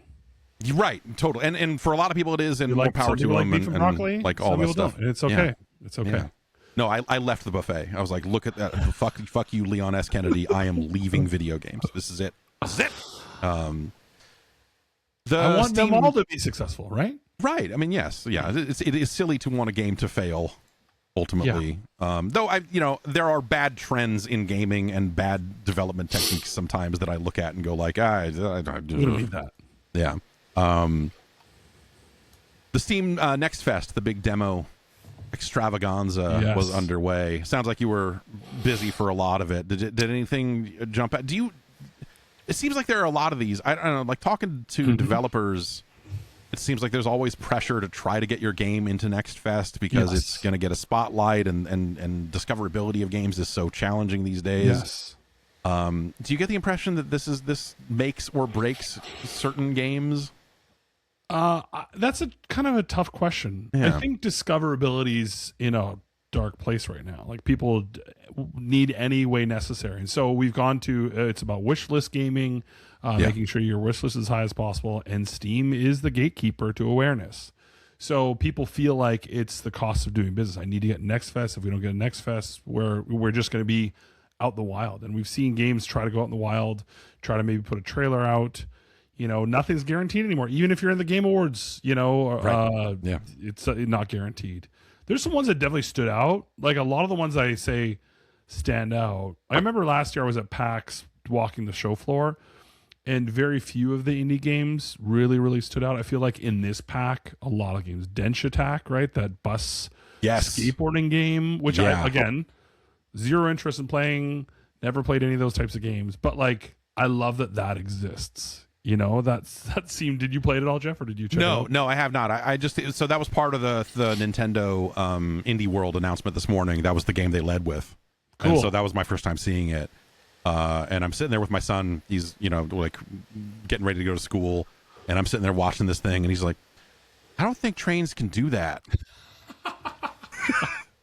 I was like, Train, it's okay, buddy. Not a bus. I'm sorry. But he wanted to watch that thing over and over again. Like he came away from the Dencha Attack trailer just going like, I want to see that again. I want to see the train fight the bad guys because they've got boss fights and all this other stuff in it. And that game looks fucking really cool. Yeah. I ended up playing some Awaysis. Okay. Isn't that 17-bit? Right? Yeah, that's 17-bit. Yeah, awesome. Jake Kasdal and his crew. That is really neat. Awesome. It is like a physics-based. This will sound more negative than I intended, but it reminds me of Gauntlet Legends. I'm with you. I like that game. I enjoyed that game.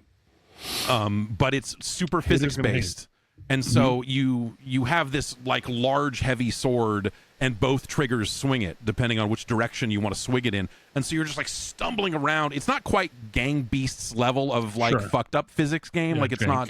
It's not there, but it is taking kind of some cues from that style, in addition to like, hey, they kind of made this loot game, and you're this mission based game with the you're kind of going from place to place, getting in these fights, and breaking the enemy's guard and swinging around it because you have all this physics to work with. It also has a little bit of Bulletstorm, not Bloodstorm. Okay. The epic game. Because there's, spikes on the walls, you're kind of physicsy kicking guys into the walls or knocking them into hazards, knocking them off the edge of the world. But it's all from a top-down perspective.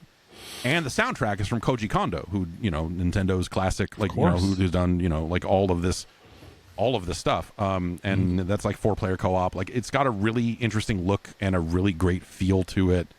And the soundtrack is cool, and so awesome. I don't know. I came away from that going like, man, that's something I would want to play more of right now for sure. I love those, like especially I think co-op games. That was the one I was playing, the Pass the Fear game, which I was only playing single player, but really really enjoyed that. There's obviously the ones that the Scott Pilgrim EX, Vampire Crawlers, a bunch of big IP stuff. Some weird fascination with animals doing bizarre things like poodle kick. I don't know if you saw that one, just like people kicking a poodle as far as they could. It just sounds like a Flash game at this point. Yeah, basically. Deadliest Pigeon. Did you see that? That's no, I did not sort see of got this Deadliest big Pigeon. gun and sort of like rolling through the world. The one actually that really stood out for me is a game called Eternal Life of Goldman. Just I love the art style. It felt like Braid upgraded kind of thing. Okay. Like it looked like there was cool combat, and the visuals totally drew me in. I haven't had a chance to play it yet, but it like there was some cool stuff. I just love that there's so many visually different games. Yeah. There wasn't like I think sometimes I come away from the Game Awards being like, oh, there's like a look this season, Right. You know, where 60% of the games look there was the same sort of palette. It was I think it was Summer Games Fest last year or something. But it was like every game back to back to back was just goop. It was just like vague, creepy horror game, and everything was slimy and goopy, and like you're just like, all right, it's the year of the ooze, I guess. Like just real weird. So yeah, you see those trends kind of like sometimes it feels like all those games get clustered together, and you're like, what the fuck are we doing? But yeah, I don't know. Like we're hitting a point. I don't know. Like there's just a lot of games that just have those kind of older PlayStation era aesthetics for, you know, aesthetic reasons, and there aren't necessarily a zillion of them the way that it felt like there was for a while, and it feels like everyone's kind of spreading out into their own art styles. Yeah, for sure. I definitely see a lot of that, like almost like Dreamcast or PS1 era sort of visuals, which I think resonates with some people. And I think now, you know, Roblox is basically looks like, well, of course, in the engine you can do you know, more advanced stuff, but the baseline of it looks like a 90s, you know, browser game. For sure. So people are okay. I think that's the interesting trend I'm seeing is just the whole friend slop category, which I still cringe every time I say that phrase. Yeah. You know. But it's just like getting together and doing dumb shit. Yep. Which is like, I love that that's what the kids are doing. Like my son, he's 15 now. He's playing just Geometry Dash, which is just this speed running game that you just like jump over stuff. And him and his friends just sit in the back of the car on the way to hockey, and just all of them are playing it together. And I'm like, well, oh, did you just get past this one, get past that one? I'm like, why aren't you playing together? They're playing alone over FaceTime. And I'm just... But yeah, the friend swap stuff, I want to play more of it. I think like I'd love to play RV There Yet with you and Johnny. I think that would be a blast. Yeah. You know, didn't play enough of Repo, but like a lot of those kind of games. And I think it's interesting too, because the developers of a lot of those games are of a different era, right? They're not, you know, 30, 40-year veterans in the industry. And so they're thinking about things differently. And I kind of love that. I love that our industry is evolving and changing. The demand is changing. And now it really almost, I don't want to say it doesn't matter what something looks like, because it does. But everything that's resonating right now has a magic sauce or a magic touch to it that makes it stand out. And that's kind of what I love from stuff like Next Fest, is that you get to see very quickly what has that, I call the je ne sais quoi part of it that's really like special and stands out. Yeah. Let's take one more break here and we'll come back. I want to dig into that a little bit better, kind of as it relates to AAA or whatever is left of that. And we'll be back after this. As soon as I figure out, I think I need to hit this, and so it's just you, and then now this. Building your wardrobe thoughtfully comes down to pieces that mix well and last, and that is where Quince shines. Premium fabrics, considered design, and everyday essentials that feel effortless to wear and dependable even as the seasons change. Quince has a wide array of not just clothing. They got jewelry, they got all kinds of stuff, but the clothing, they have a wide array. They're really known, among other things, for a nice lightweight cashmere sweater. These short sleeve Mongolian cashmere polos, linen bottoms and shorts. They got t-shirts in Pima cotton, European jersey linen. They got versatile pieces that make a wardrobe actually work season to season. Back around the holidays, I heard multiple times from people who who got in on this earlier than I did, and they were like, man, these cashmere sweaters from Quince are incredible. I was like, oh, wow, okay, yeah, great. It's 100% Mongolian. It's the same stuff that luxury brands use. The Pima cotton is long staple, so it stays soft. It doesn't pill. The European jersey linen is breathable and lightweight. It's all built to hold up to regular wear and still look good. And they only partner with factories that meet rigorous standards for craftsmanship and ethical production. Fantastic. I got a nice t-shirt that, came in handy. when I'm out and about, just like something that feels comfortable. I don't know about you, like I'm getting pickier and pickier about t-shirts.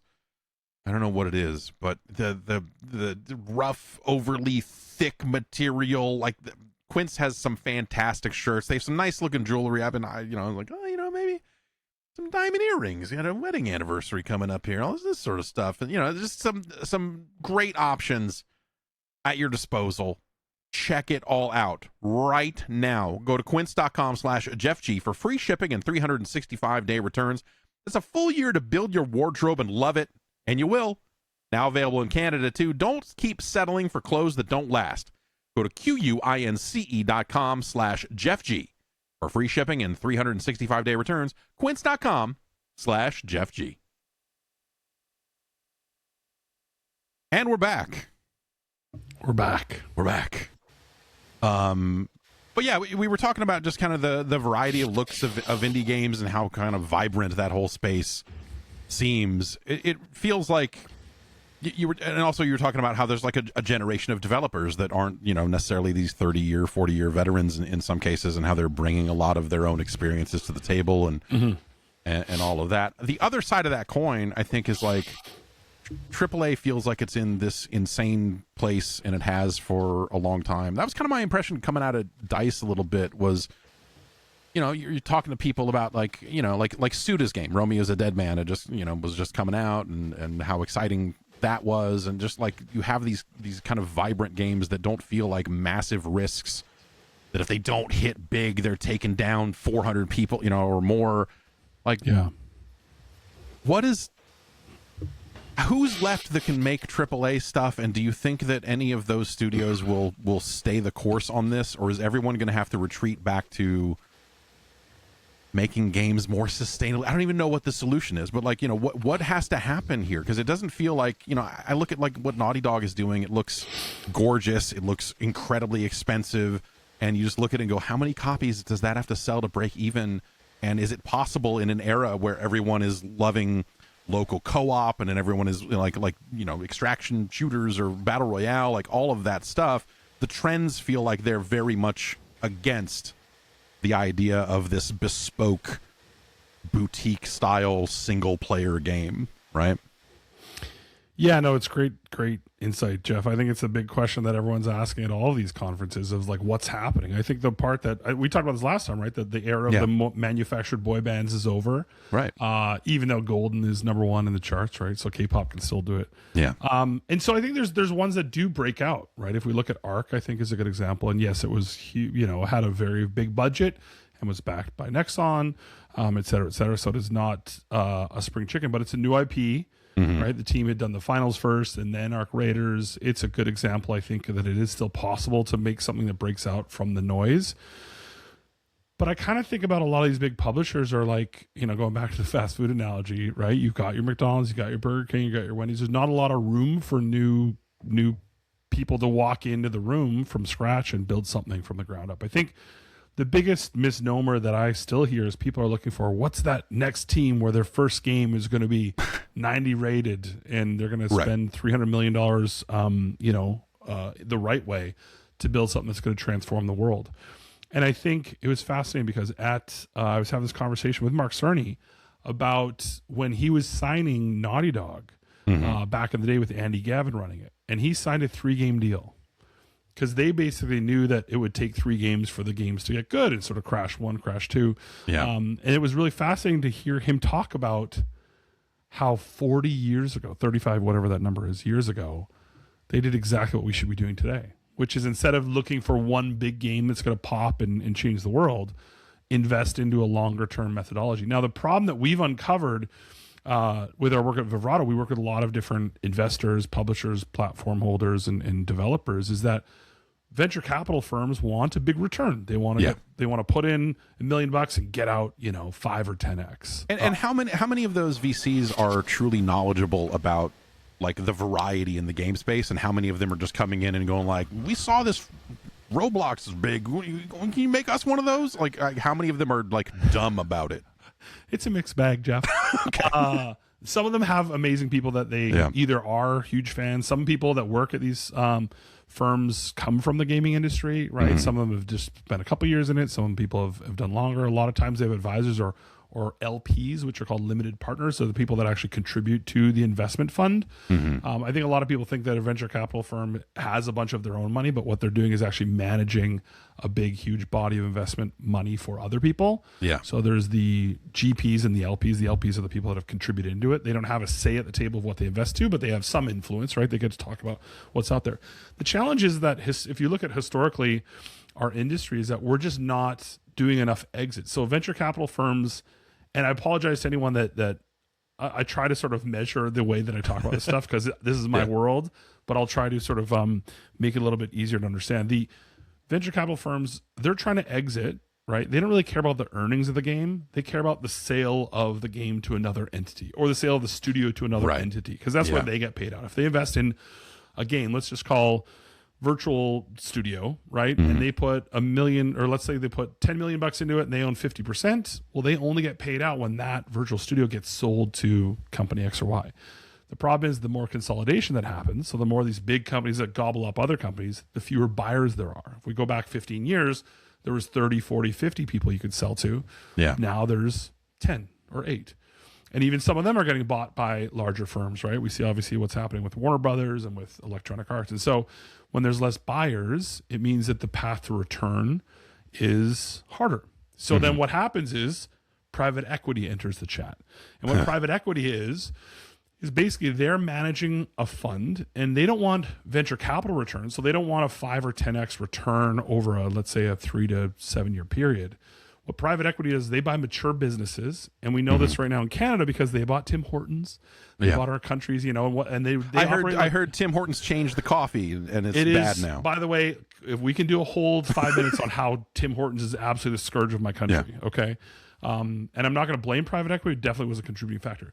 But what private equity then focuses on is capital extraction. So they want a rate of return on a yearly basis that they can make bigger, right? So let's say a business was making 7% of return each year. It wants to eke it up. It wants to get it to 10, maybe 12. And if they can make operational changes, if they can change suppliers, if they can consolidate manufacturing or delivery or any of that stuff, then they can make more money. So the challenge when you try to map private equity to the video games industry is you need a mature business that has predictable income and a predictable margin.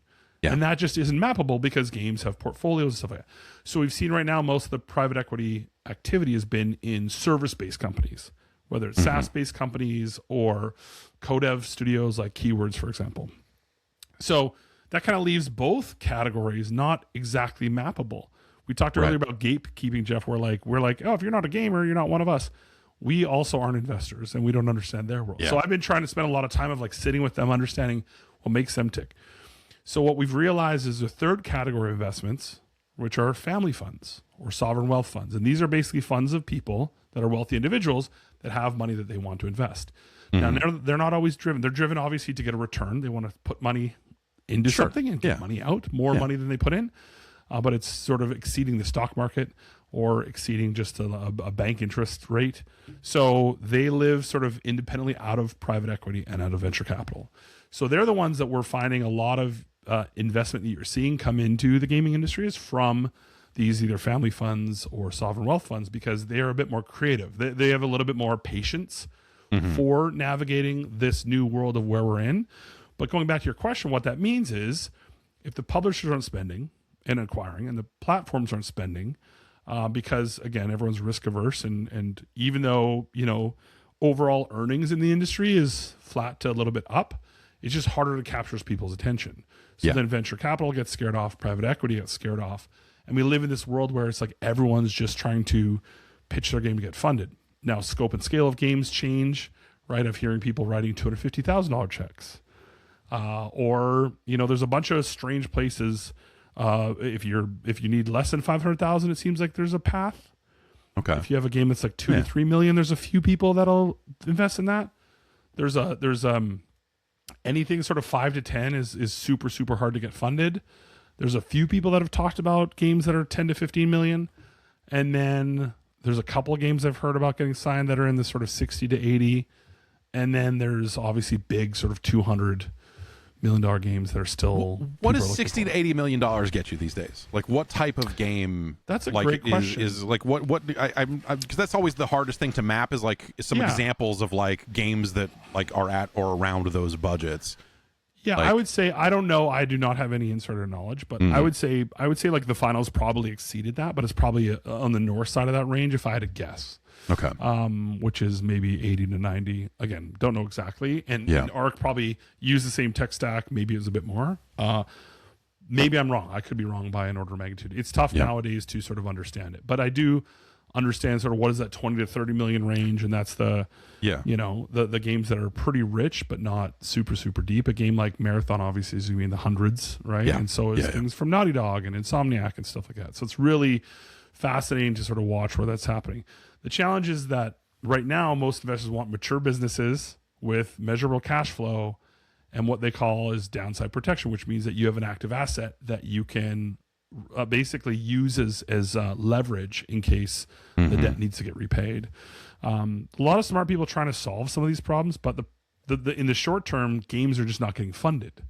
That's the challenge. And now we have studios that have awesome track records that are making really cool things, and they just aren't hitting the numbers because the players aren't there. And that's, I think, the thing that some people are worried because we're looking for investment by creating incremental new pitches. Because if the investment world is scared of change, then we should change it a little. Meanwhile, every time a game pops off and goes sort of globally viral, it's always in some weird new category that you're like, it like feels like completely something that can't be duplicated. You're like, okay, you could chase this trend if you wanted to, but by the time you got a game out the door, everyone's moved on, and there's no guarantee that they would want that anyway. And it's really.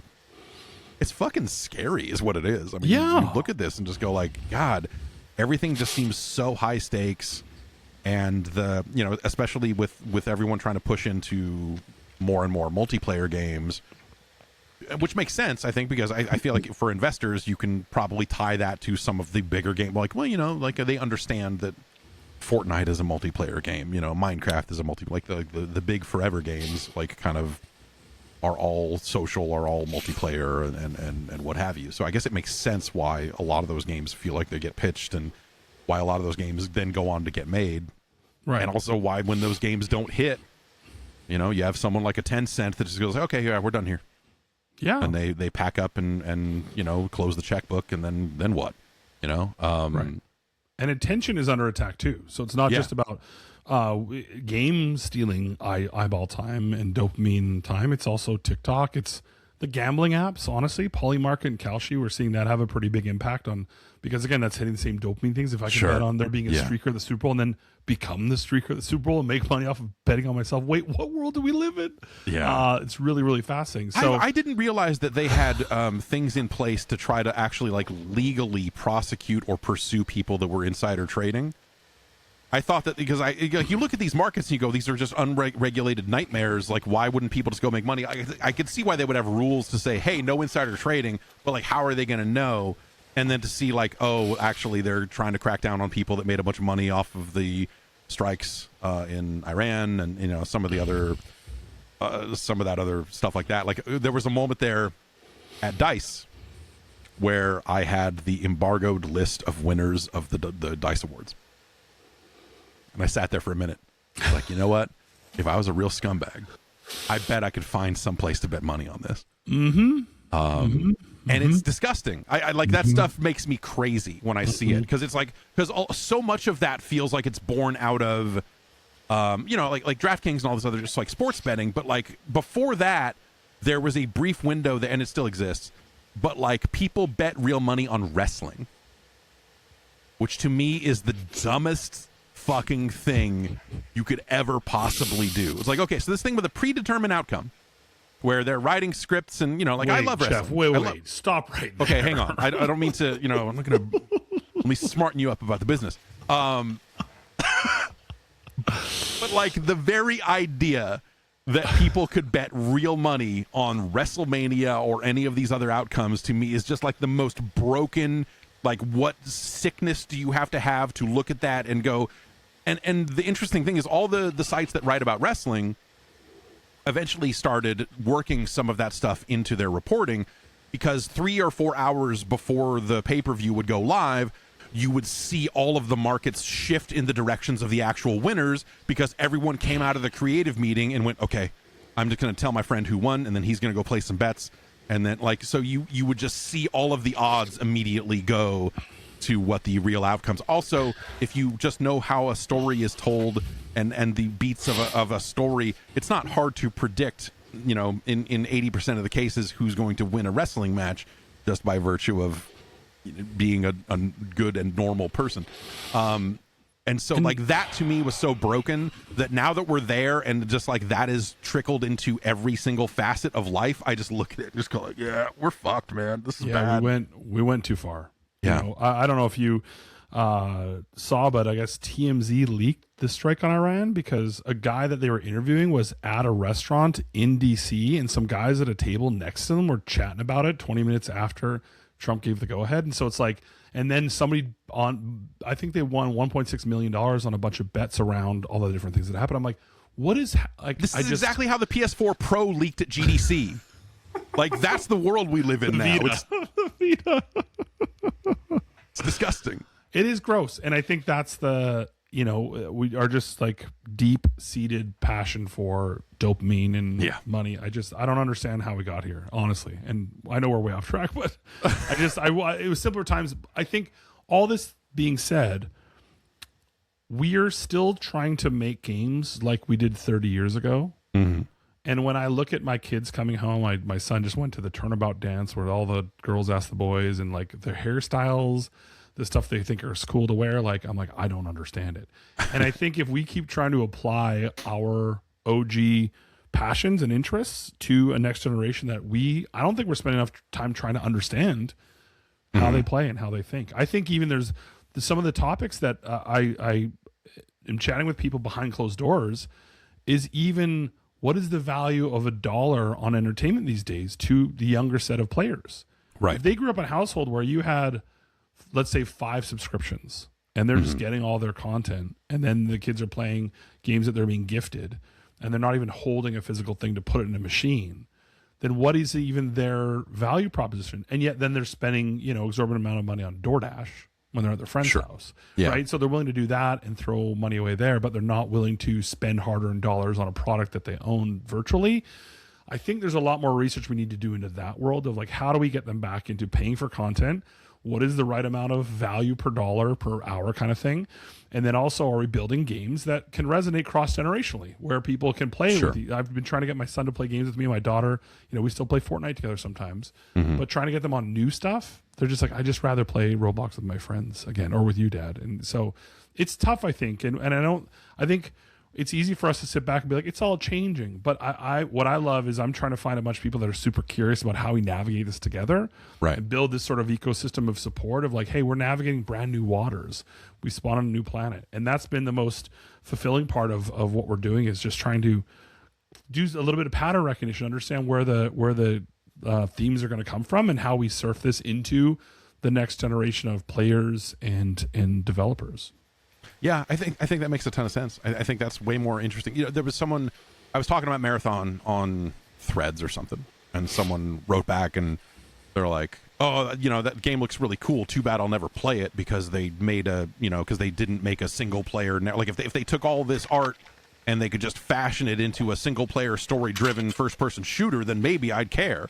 And I wanted to write back and be like, that you would give them $70 for that and nothing ever again. Like, that's not where this business is. Like, I'm sorry, you know, like, yeah, I'd like to play some single player games from time to time as well, but that's just not where the majority of this business is right now. And so I can't begrudge Bungie for not making, like, quote unquote, the next Halo or whatever. Like, that just seems like financial suicide and not why Sony bought them. So they would probably not be allowed to make it in the first place. Like just a billion little things like that. You just look at it and go like, we're so far away from that. And I don't know, like I'm able to get excited about what's next when I see hints and bits and pieces of it. But there is definitely like a part of me that does miss. I think what I miss is when you were talking about how there were so many different buyers out there. When there were a billion big publishers for PlayStation awesome. 2 It or was whatever. awesome. You know, like it's chaos. Yeah, you know, when there was just like, and there were a ton of games coming out, and they all went to stores, and you know, and you had Midway shipping like 12 games a year, and like 6 of them, you're like, why did they remake? What this Defender remake is the shits, man. Someone spent years on this. What the hell? Or like Stranglehold or something. You know, like just like stuff that's like Stranglehold is cool. I mean, it's no Max Payne. You know, I get why you would make it, but like, you know, like just that type of stuff is the stuff that I find myself missing. And sometimes I think, you know, that's we see games. Sometimes games come along that I play, like Romeo's a Dead Man, which is out the last couple weeks, is kind of a recent example of this. Of a game just feels like this is a really big, good-looking PS2 game. You know, and why not? Yeah, dude, and I wonder like if that ends up becoming the future for single player, like because I just look at Intergalactic or you know the Wolverine game that Insomniac's on, and I look at this stuff and go like, this just looks so expensive. Like, will they have to dial it back? Like, do you think like the platform holders always have that good incentive to want to spend $1 zillion on a game because they need something that they can market for the next 3 years and say, look at what the PlayStation can do, and like they have a lot of incentives there to maybe overspend compared to an independent publisher, but even that feels like it can't last forever, right? Yeah, I mean, I think the way that we survive and evolve is the bets are going to be smaller, right? They're moving out of the high roller room and they're going to Fremont Street in Vegas and they're making smaller bets. And so what I'm hearing behind the scenes is a lot of push towards let's build super incubators where we greenlight 50 games. You know, at the same time, and then have a team that manages it, and then you cut down the games over time and you release them back to the studios. Just ways to really incentivize innovation and stepping outside the box versus this sort of disease of incrementality. It's like, oh, just make it 2% different or 4% different.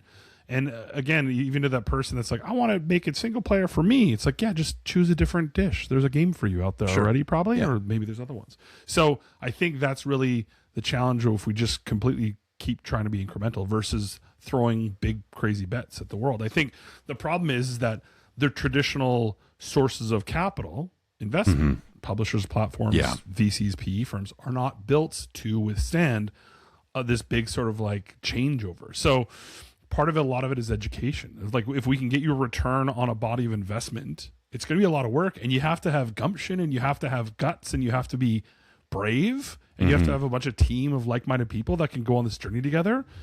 But it's possible. I think we need to focus more on pioneering versus playing defense. Yeah. I think that makes sense. How do you feel the you know, like obviously a lot of big Xbox news over this last week. Yeah. Like I feel like you were there, if not the direct cause of some of the problems with Xbox One. And not true, Jeff. Not true.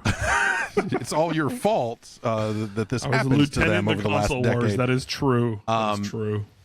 Like looking at that, I mean, obviously, you know, you've interacted with Phil Spencer a ton over the years, and you worked with Matt Booty naturally back in the Midway days and all of that. But like when you look at the path that they're on and the path that they've been on,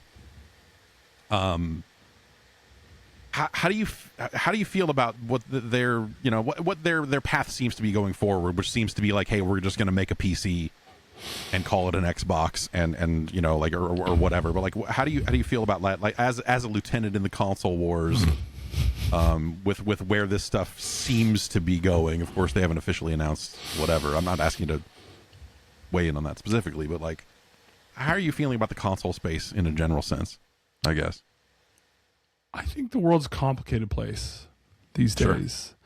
And I think when you're part of a big multinational company and at the end of the day, the shareholders want profits, then it's kind of like when Google entered the space with Stadia, right? The question I always ask myself is like, okay, if this is priority number 134 for Google and we look at Amazon exiting the publishing space, games is not for the faint of heart. The business part of it, not for the faint of heart. Someone once asked me, they're like, oh, we took all this amazing money from Tencent NetEase, and now Saudi and PIF are putting a lot of money in the industry. And they just posited the question, are we even sustainable on our own without other people's money? And so if you're running a big, huge multinational business, you have to look at each of the business units. Right now, I think Xbox is 8% of total Microsoft revenue, which is a significant chunk. It's not a rounding error. It's a meaningful chunk. But then there's also the part of it where I start to bifurcate, because obviously there's how you run a business and how do you ensure that you're delivering value to the shareholders. But then there's the vibe check and the check of the hearts and minds of the players and stuff like that. And I saw a lot of feedback around, what people think a leader should be in the gaming industry nowadays. I think understanding the player is critical, and then understanding the developers and the publishers and the ecosystem, and then creating an awesome playground for everyone to build great content and celebrate innovation and interactive entertainment together. So if the remit is truly for Xbox to survive, thrive, and grow, then I'm kind of excited what that future looks like. I mean, it's all uncharted across all of them. I mean, that's a very, very difficult job that Ash is walking into. Phil was very beloved, obviously a lifetime gamer. I mean, he's probably one of the few people in the industry that I would be worried about putting my hours played game per game up against. I think he would. He was always absolutely cordial. He was awesome. I remember him thanking me actually on when we were doing the Giant Bomb show. We met backstage, and he thanked me for doing the Shenmue partnership. And I was like, "Oh, you're welcome." Why? He goes, "Because people stopped tweeting at me about it now."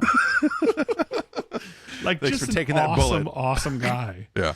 And so many incredible people there. So I really, really hope that the executives will give them the right runway and the right support to do great things. What Xbox means to people is, I think, hard for us to separate from what the stock market demands. Sure. Yeah. And I think that's across the board. I mean, we've seen Sega changed quite a bit. Many of these companies, Atari changed, immensely now that Mike is there. Atari feels like they've figured it. They've kind of almost figured it out, man. Like after years of looking like a crypto scam, like now suddenly they're like shipping video games again. They bought the right people, I guess. I don't know, man. So I think every single company right now is having a hard time being able to be hyper predictive. I mean, we don't even know what's going to happen with the future of EA or with WB. Ubisoft certainly is like a Ubisoft, absolutely. Yeah. So I mean, it's difficult to forecast what it looks like. I'm a serial optimist, and maybe that's my Canadian in me, but I just want them to kick ass and make awesome stuff, right, across the board. I think the industry needs that. I mean, I looking at the news last week, and it's Asha Sharma coming in. I like her background doesn't exactly fill me with like extreme hope, but to me, it's not necessary. It's not about that. It's not about the personnel as much as I think Phil was beloved and seemed to have the right interests at heart with the decisions that were being made. I instead look at it as like a factor of, like you said, it's priority number whatever on the chart, and I look at it as like, okay, Windows 11 has kind of entered a certain state of like it's got problems, and now they seem to be entering a mode where they are going to try to revisit aspects of Windows 11 that they can just make better for everyone. And so to me, that then you have that internal sub priority of like the other thing they need to do is turn Windows 11 into a gaming OS that can run on a console, quote unquote. And so you've got so many other and so many different departments that need to be served.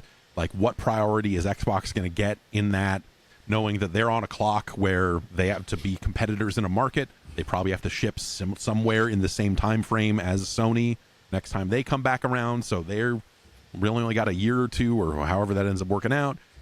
And so I just look at it. I look at the amount of work that probably needs to be done to Windows 11 combined with, those priorities and where those things lie. And I just look at it and go like, that is an uphill battle on top of an uphill battle.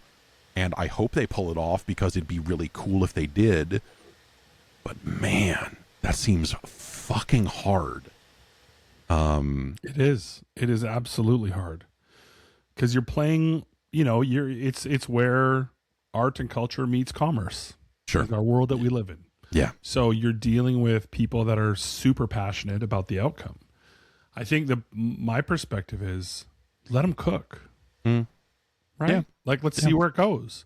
And instead of, buying the under. It's kind of like people sort of championing thing that might not go well. Right. Let's go on the journey and let's. What do you think third them. parties have been? Like obviously, I'm sure that everyone. I imagine they're going to take Asha around at GDC and probably introduce her to all of the top lines everywhere, and just like sit with everybody for the first time. But I feel like for the past year and a half now, I've heard, whether it was out of like, I don't know, Warner, just like a handful of companies, you would hear stories of like they're really reassessing their support for Xbox. They look at it and they go like, this is a shit show. Like we're barely making our money back on that port of the game, so we're just going to walk away. Like it just feels like there's been so much unrest there for a while now. Like, but I imagine like developers are in a situation where they've got to, like, if anything has a chance to be viable, they've got to be there, right? Because they need as many eyeballs as possible.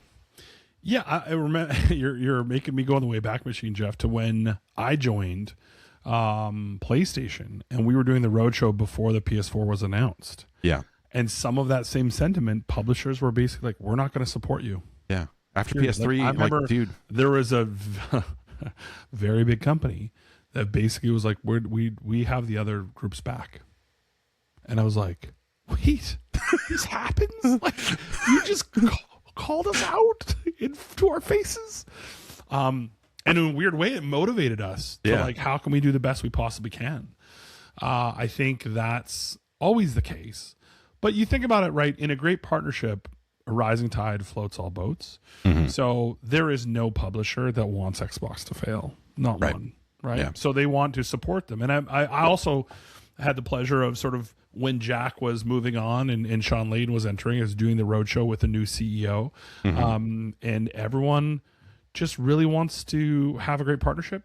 Right. There's no demands out the gate. It starts like, hey, we want you to be successful. We want to be successful.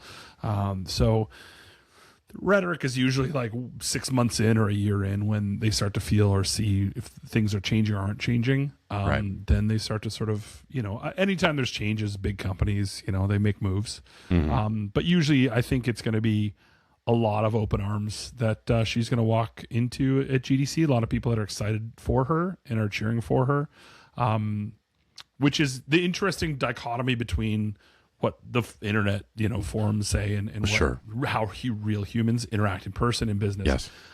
It's difficult, I think, for a lot of people to understand that I only want the best for her, and we should all only want the best for her, and let the team see what they're made of. And I trust Matt implicitly.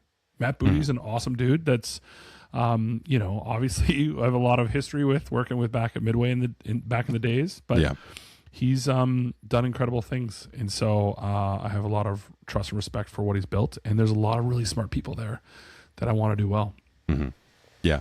It's been interesting to kind of watch the ebb and flow of that. And, again, I think a lot of us kind of watch from the outside and you can pick apart an earnings call and look at it and go like, okay, Game Pass is here. That means this. And I think a lot of people run away with that a little bit. Sometimes I think I've certainly been guilty of it at times, where you just like, you connect dots that aren't necessarily connected and stuff. But like, talking about this will be a different answer for different publishers, but like, what's your take on Game Pass these days? Especially if we move in a direction where there's maybe only one platform and it is PC, they remove that separation between console and PC at some point.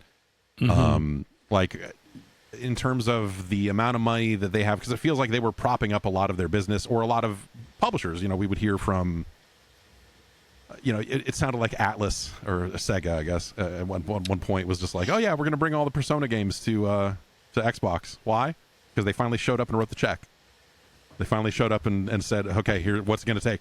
What's it going to take to get these on Game Pass, get these out the door? What's it going to take? Mm-hmm. And so you almost wonder if, like, at some point it felt like there were some publishers that saw Game Pass as like we're just not going to port it there at all, because we know that eventually Phil or Charlie, like, somebody's eventually going to like get us on the phone and say, what's it going to take? And they're going to write us a check to do it. Does it feel like Game Pass maybe created a new kind of problem in that regard, or how do you feel about it overall? Yeah, that's a great question. I mean, it's we just keep walking into complicated topics, Jeff. Yeah, because these are complicated times, dude. Yeah, it absolutely is. I mean, for a long time, when young families, parents of younger kids would ask me what console I prefer, usually would ask them a series of questions, what type of games they play, stuff like that. You usually would go to Nintendo, right? But if the kids were older, how much money do you spend per year on games? How many new games do you buy per year? And when you look at many sort of families, the Game Pass was a good value proposition for people that want to play a bunch of different things. Yeah. I think the price hikes and stuff like that happened more recently made the value proposition much different. It was a dice roll, putting that thing out there and creating a subscription product where I've heard developers that loved being a part of it. And I heard developers where it crushed the sales on other platforms. Yeah.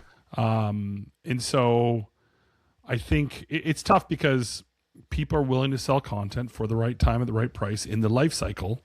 And so for a lot of people, it was a beautiful life cycle, what's called life cycle management move is at different times of a game comes out in the first 6 months, you do a 10% sale. And then month 9, you do 30% off, all these different things. And the next holiday, you do all this stuff. And part of people's building their life cycle management process was Game Pass being in it. If it wasn't sort of first game out kind of thing for day one. Yeah. So I think I don't know what the subscription numbers are now, but if those are dwindling and with the price hike and they aren't purchasing the right amount of games that are going to create supply for the players, I think it's changes. I think when you're the number one console, it's a different equation than when you're not.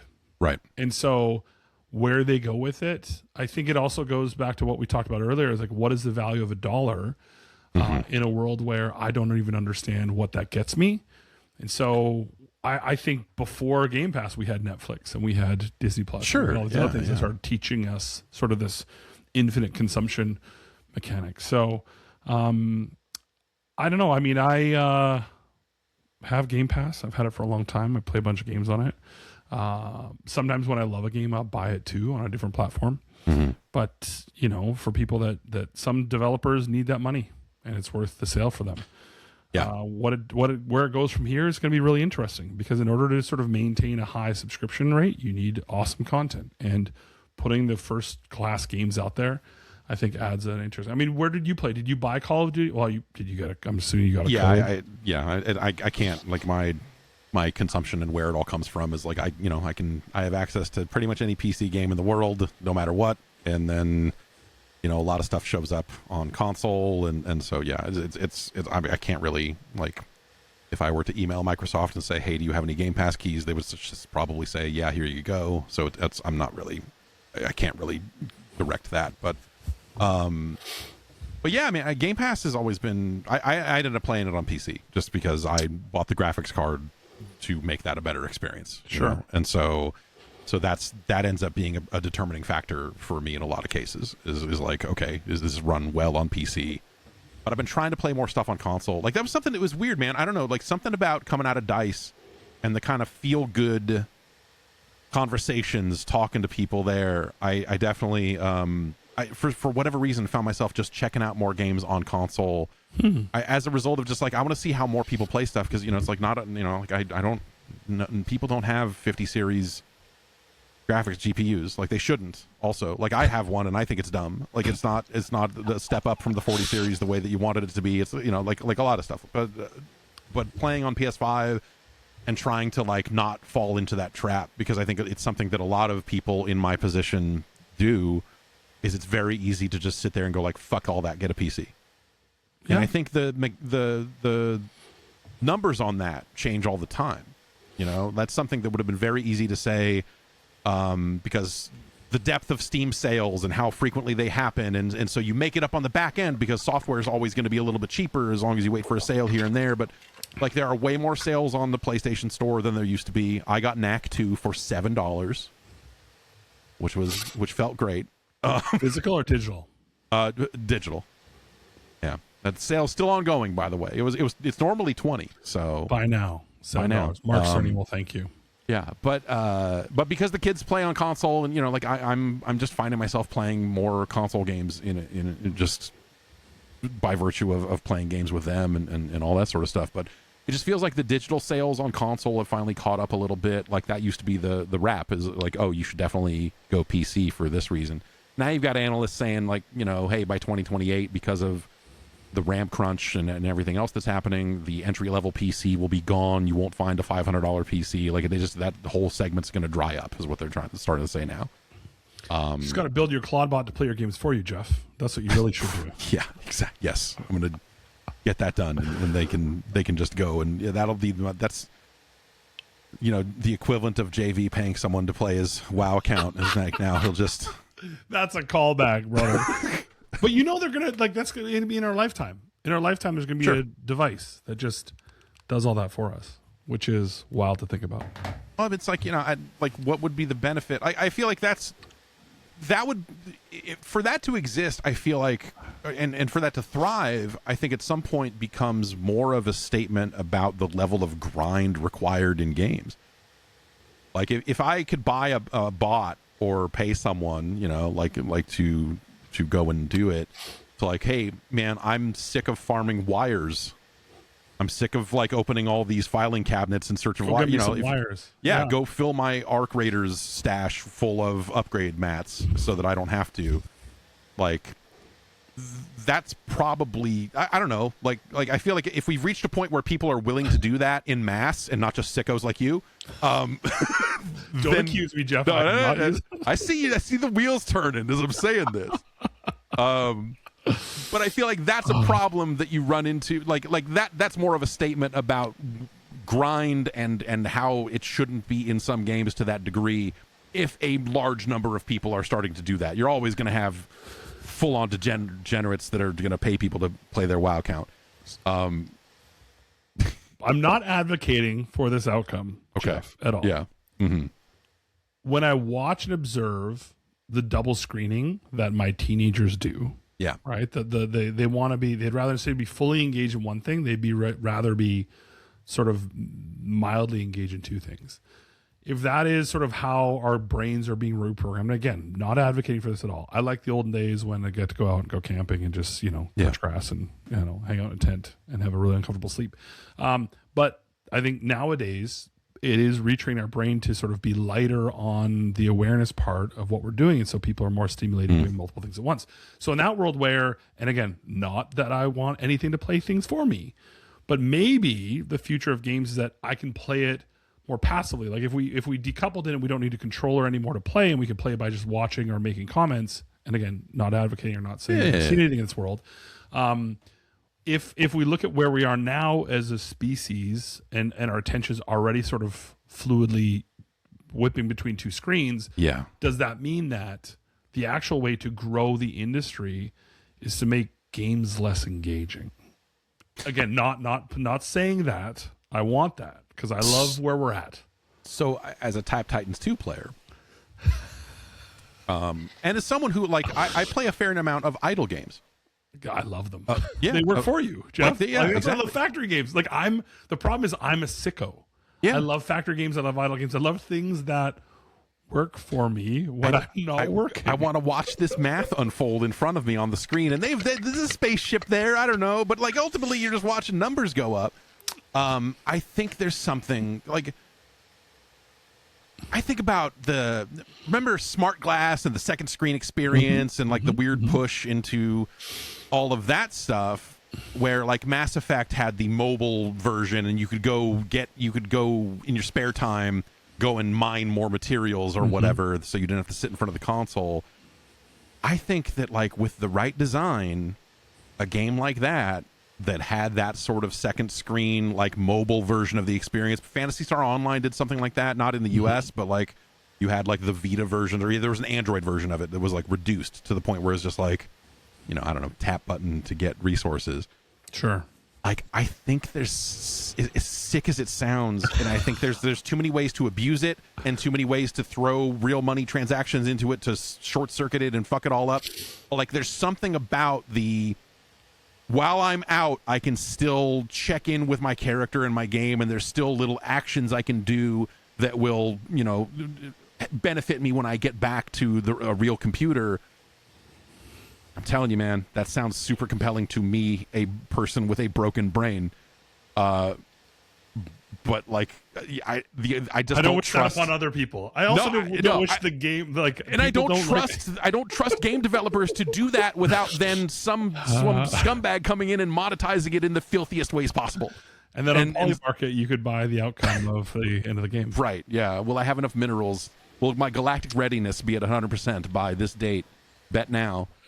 Yeah. When the universe battle happens in EVE Online, who will get destroyed more quickly? Polymarket wants to know. Oh God, that's just. I think all of I love this conversation, Jeff, because like what I wish we were doing more of is just exploring the gray areas and the nuances in thoughtful ways, and none of this stuff is predictive or prescriptive. This is just exploration of where we're going, being mindful of monitoring people's how they're entertaining themselves and each other, and I think that's the part that I wish we were talking about more broadly, instead of me canceling my trip overseas right now because of global geopolitical conflict.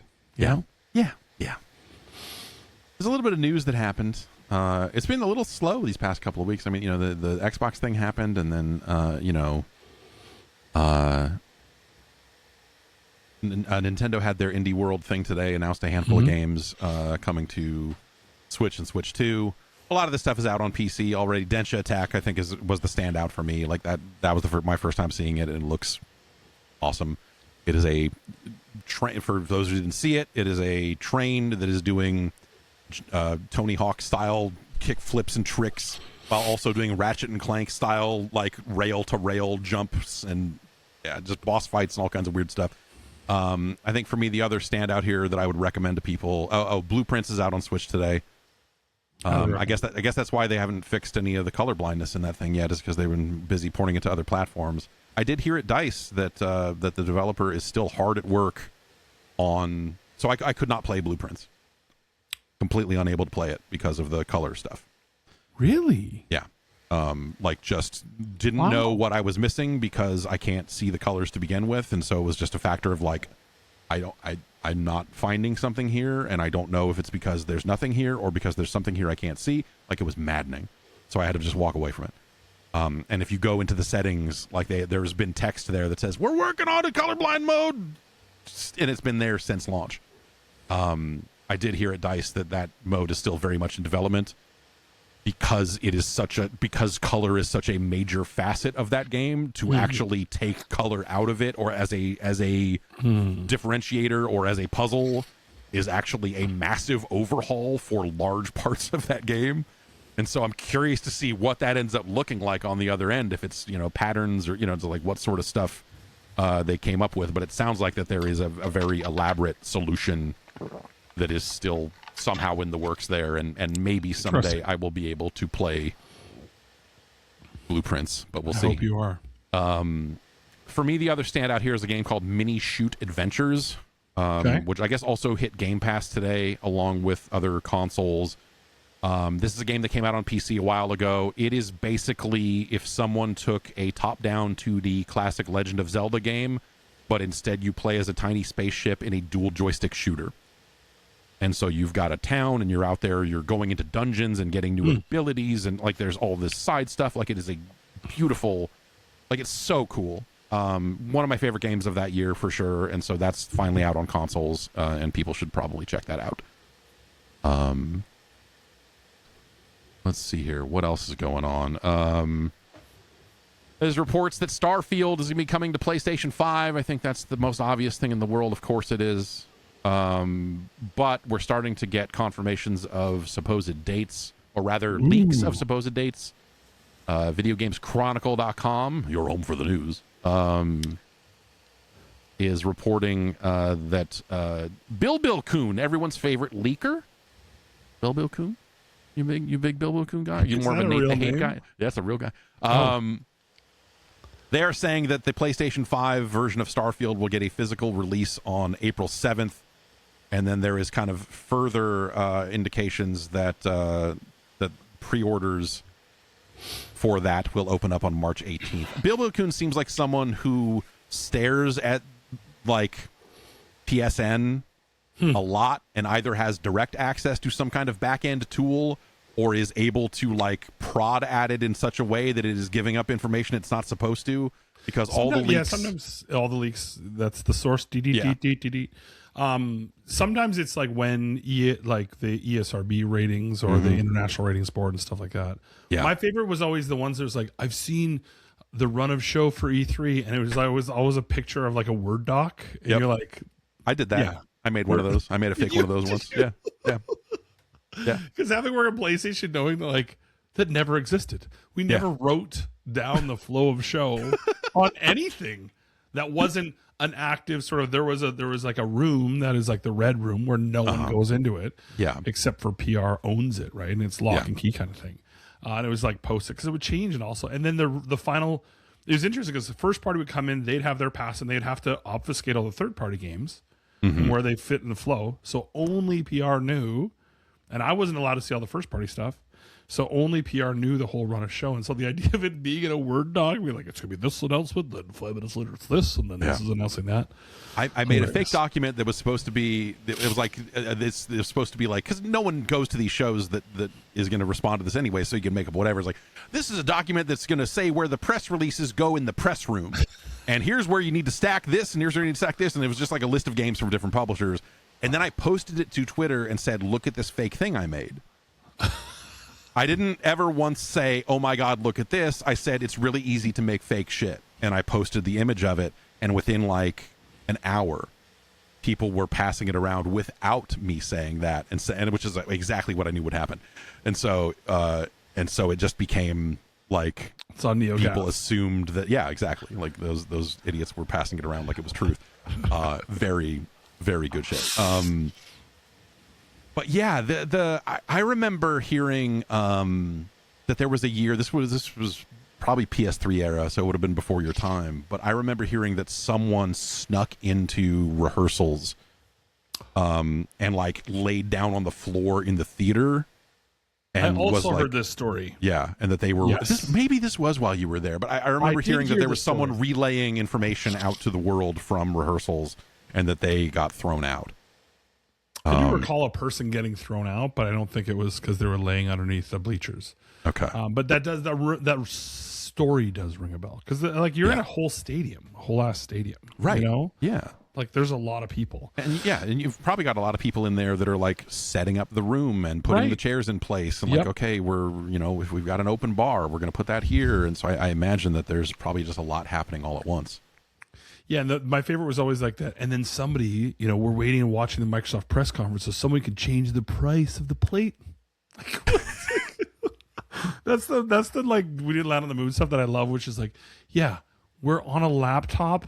What are you like? Anyway, those are my favorite conspiracy theories. Just like when people saw the sharing video when they were sitting in the stadium, we never played it in the show, but people tell to this day, Jeff, they like, I was sitting in the audience. I'm like, you did not see our sharing video on that screen in that eye. It's like, yeah, 100% did. I was like, you did not, because we didn't. Because it was not a part of the show. It was just a little quick. So sometimes I just have to be like, let's agree to disagree. Yeah, I guess, man. It's hard. The human memory is completely valuable. It's a disaster. Yeah, it turns out. Yeah, we're very hackable. Yeah, the Sony press conference stuff, I always remember being super crazy because sometimes they would start late.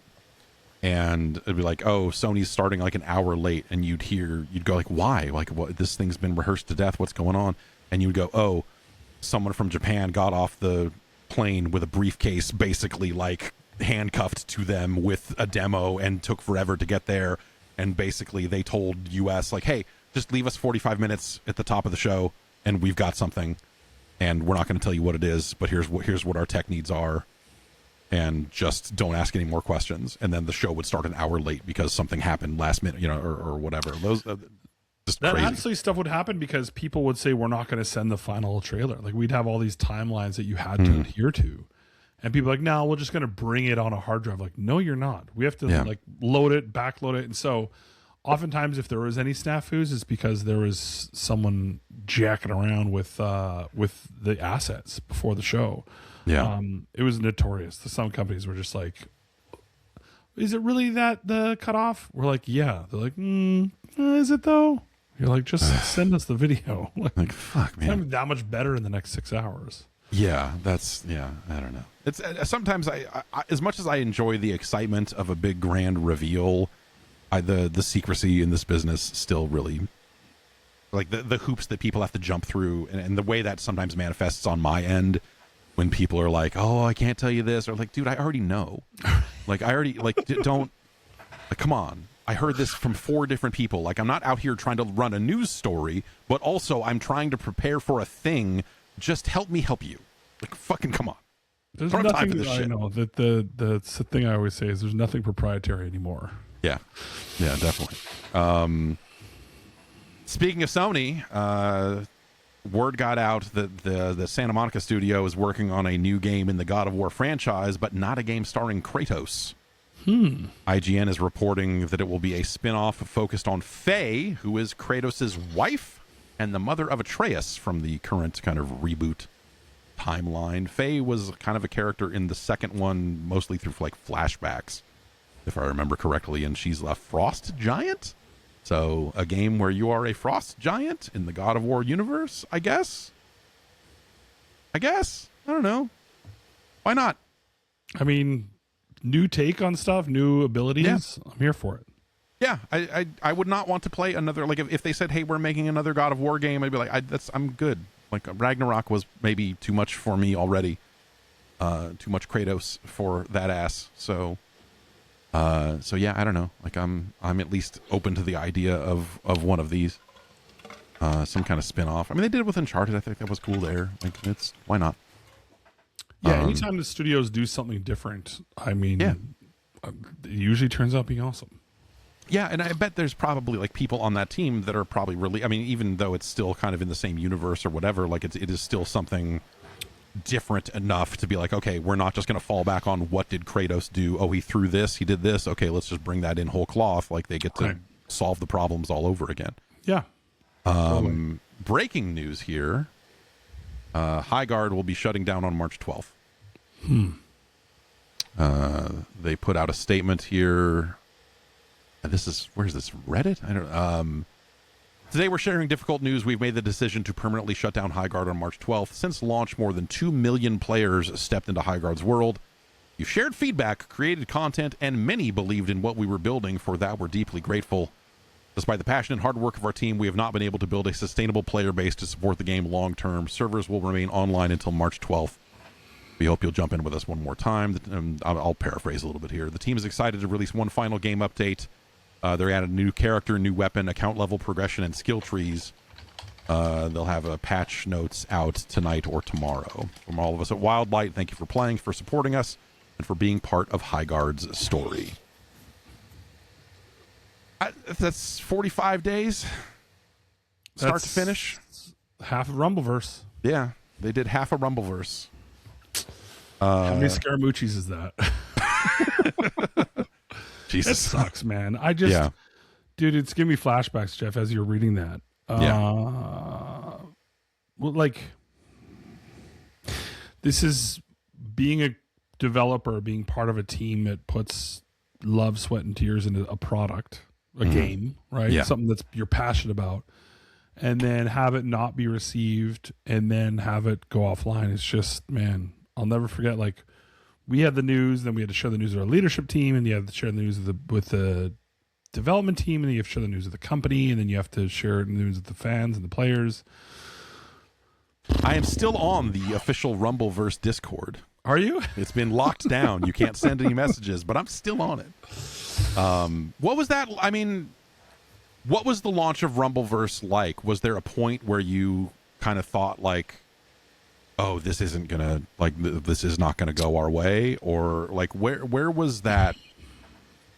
Like, how long did it take? You know, because obviously, you know, like, it feels like Rumbleverse lasted forever compared to the way some of these games kind of come and go these days. I know, like you said, it's half a Rumbleverse, but yeah, it's tough because, you know, you're balancing all the things. I mean, you see the numbers, right? Yeah. Like the big numbers. You see 10 million downloads, and you see the daily active users. Like, oh my god, we're crushing it. The key performance initiative metrics are amazing, and you're like, oh, we're doing great. And then you're like, okay, maybe it's just lagging on the sales and stuff like that. So it's really, really difficult because developers and business runners are sort of like two different classes when it comes to looking at the data and figuring out what's working, what isn't. So it wasn't right away. Right? Yeah. We're like, because the fervor and the coverage and all that stuff was like super positive and super hype. So then you kind of start looking at it, and you're doing some math of like, okay, this is gonna take longer than I thought.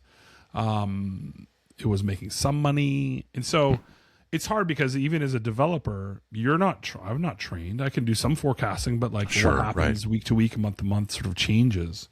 So I think just having what I look back on the most fondly is just having, even though the outcome wasn't what we all wanted, having an awesome relationship with our publisher and going on that journey. Obviously a very emotional journey. Obviously tempers flared at times as that news gets delivered. But in the end, they had our back the whole time. They believed in what we were building. We believed in what we're building. And everyone gave it the best shot they possibly could. So it's really just gets emotional near the end because everyone wants to go like, what if we could, what about this, coulda, woulda, and you're like, it's just a moment in time, you know? Yeah. It's bittersweet. It's bittersweet because you also, and then you have levels of people that have shipped 40 games. Yeah. And it's their first game. And they've been there for, they've been at Iron Galaxy for 15 years and for, 6 months. Right. And it's a love letter to what you think you want to build and be in the world. So even if it doesn't resonate, it's tough, man. You don't wish that upon anyone. Yeah. No, but with live service games nowadays, I always ask people, first question I ask when people are pitching me the game, like, oh, it's online only. I'm like, are there servers? Right. What is the cost per, these are things I never thought, Jeff. Cost per player per minute. Oh God. Yeah. Right? Cost per player per hour. And then when you increase the number of bots, you're increasing the cost per player per hour because now there's less players on a server. So you're not doing shared server costs. So like all these things that people don't think about. Yeah. They all factor in. And then you realize, well, we could maybe, but it increases the amount of money and investment that needs to go into it. So yeah, man, I still think back, the team did such a great job, and Dave and Chelsea and the whole squad. It was tough. It was tough. Yeah. Seeing your baby, right? Oh, bye. It's so I feel for that squad. Yeah, I mean, I feel the same way, and I have no direct attachment to it, but it was so much fun to play, and it was just like that sort of thing. You just see so much potential, and like, I bet season 3 of this could go here, and season 9 could be this, and there was just a lot of stuff. Years of content planning too, and you're like, oh sure, like new expansions, and yeah, man. Why'd you have to bring it up, Jeff? It's the you're it's one of the it came it's going around. I know it is 45 fucking days, man. And the report was that they initially didn't say who was funding them. That was something that I brought up at DICE to people that then went on to report on who was funding it. I was like, who was funding that game? They're like, yeah, I don't know. And then they went and asked and found out that Tencent was funding it. And then the report was like, because the metrics weren't where they needed to be, that Tencent kind of walked away and didn't provide the funding that they initially maybe said that they were going to if the metrics were different, which I guess I can't blame them for that, because it's like, if the game's not going to go, it's not going to go. Was that public? Was that something that Tencent talked about, or was that something?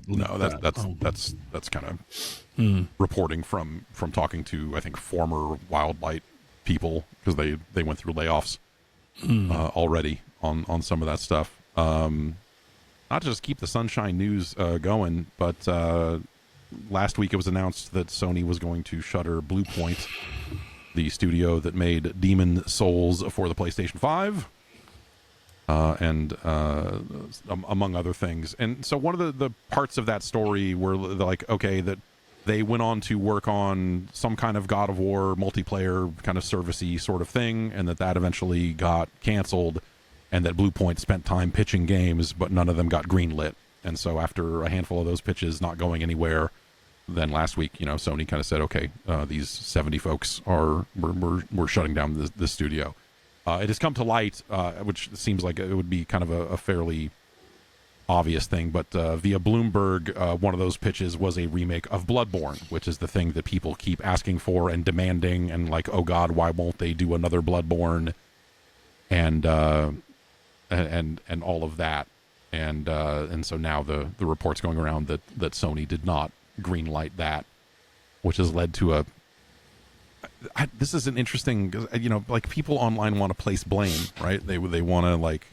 So this set off a round of people going, oh man, so why didn't Sony greenlight it? We've wanted this game forever. This is a slam dunk. Of course it would sell millions of copies, whatever they've justified in their head. But as people were, quick to pick up on, like Miyazaki from Software, was very quick to say that the line here, I think the way Video Games Chronicle put it is right, that he was interested in remaking the game himself and, quote, doesn't want anyone else to touch it. And so, like, if those are his wishes, I don't think Sony's going to be a bad partner and say, fuck it, we're doing it anyway. Right. And so I don't know. That's just one of those things. People get mad about things and place blame in really weird spots, but I feel like the Blue Point thing is a tragedy. You look at it and go like, it's surely, it's there. I'm sure there had to be something, but I feel like Sony's priorities have changed so much. I mean, so they went on this journey there where they were like saying they wanted 12 live service games, and it really felt like post Bungie acquisition that they were really leaning into this stuff. And now it feels like that's a much softer or non-existent push, perhaps after Jim Ryan exited the company. It feels like that sentence never came up ever again. Like, you were a part of building the PlayStation strategy, I think, when the company kind of reascended out of the fires over the course of the PlayStation 3. Like, how do you, not to just go like, hey, talk about all your old jobs, what was Rumbleverse like? Hey, what do you think about Sony these days? Dude. Well, we'll start with the Blue Point news. Obviously, those guys, I love them. I remember meeting them when they first started the studio, and I was always such a massive fan of the team and the work that they did. They were just awesome. So when they got acquired, I was so happy for them, and a lot of the games they did were super stellar. I mean, they sort of put remasters, like flawless remasters, on the map, which is awesome. So whenever any team gets disbanded, pour one out for our homies. It's always sort of sad to see that happen. Yeah. Not understanding, it's very easy for everyone to have an opinion about someone else's business. Sure. When they're not in the room. Not to say that, of course, everyone's welcome to have their opinions, but I don't know. I mean, the way that I always sort of thought about it in the very basic Neanderthalic terms is I always thought about Sony as HBO and Microsoft as Netflix and Nintendo as Disney. That's the way I always kind of thought about it. Not from a streaming service perspective, but like what they wanted to build. They wanted to build high fidelity, awesome, story-driven games, at Sony. And I think, they did. I think there was some headlines for a while where they were sort of wanting to build more live service stuff. We'll see how that all pans out. But it's honestly, Jeff, hard to look at any of the three platform companies and be able to be like, I can tell you exactly what they're thinking. Right. Because I think they're trying to figure it out. And putting their assets to work of like, what are we good at? Like, I went to visit my brother, and his girlfriend's like on Bloodborne, stuck on the first area, and she's like, "Whoa, this game is a nightmare." I was like, and I started playing it. It still looks phenomenal, by the way. Yeah. And you're right about the sort of like in spots, but like, but you're right with if the creator doesn't want it, then it's easy for us. Again, we then, human nature is to take a sad story like the Blue Point stuff. And then be like, let's create a villain. And they were going to do this thing that we all wanted. You just say yes. Right. And of course, that isn't all the information, all the details that was happening behind the scenes. Yeah. So I just keep going back to, I hope that the drive is to make incredibly immersive content that blows people away. And that's why I like if Santa Monica's working on something cool, I'm excited. Obviously closures suck, and I wish there was some stuff that the Blue Point could do.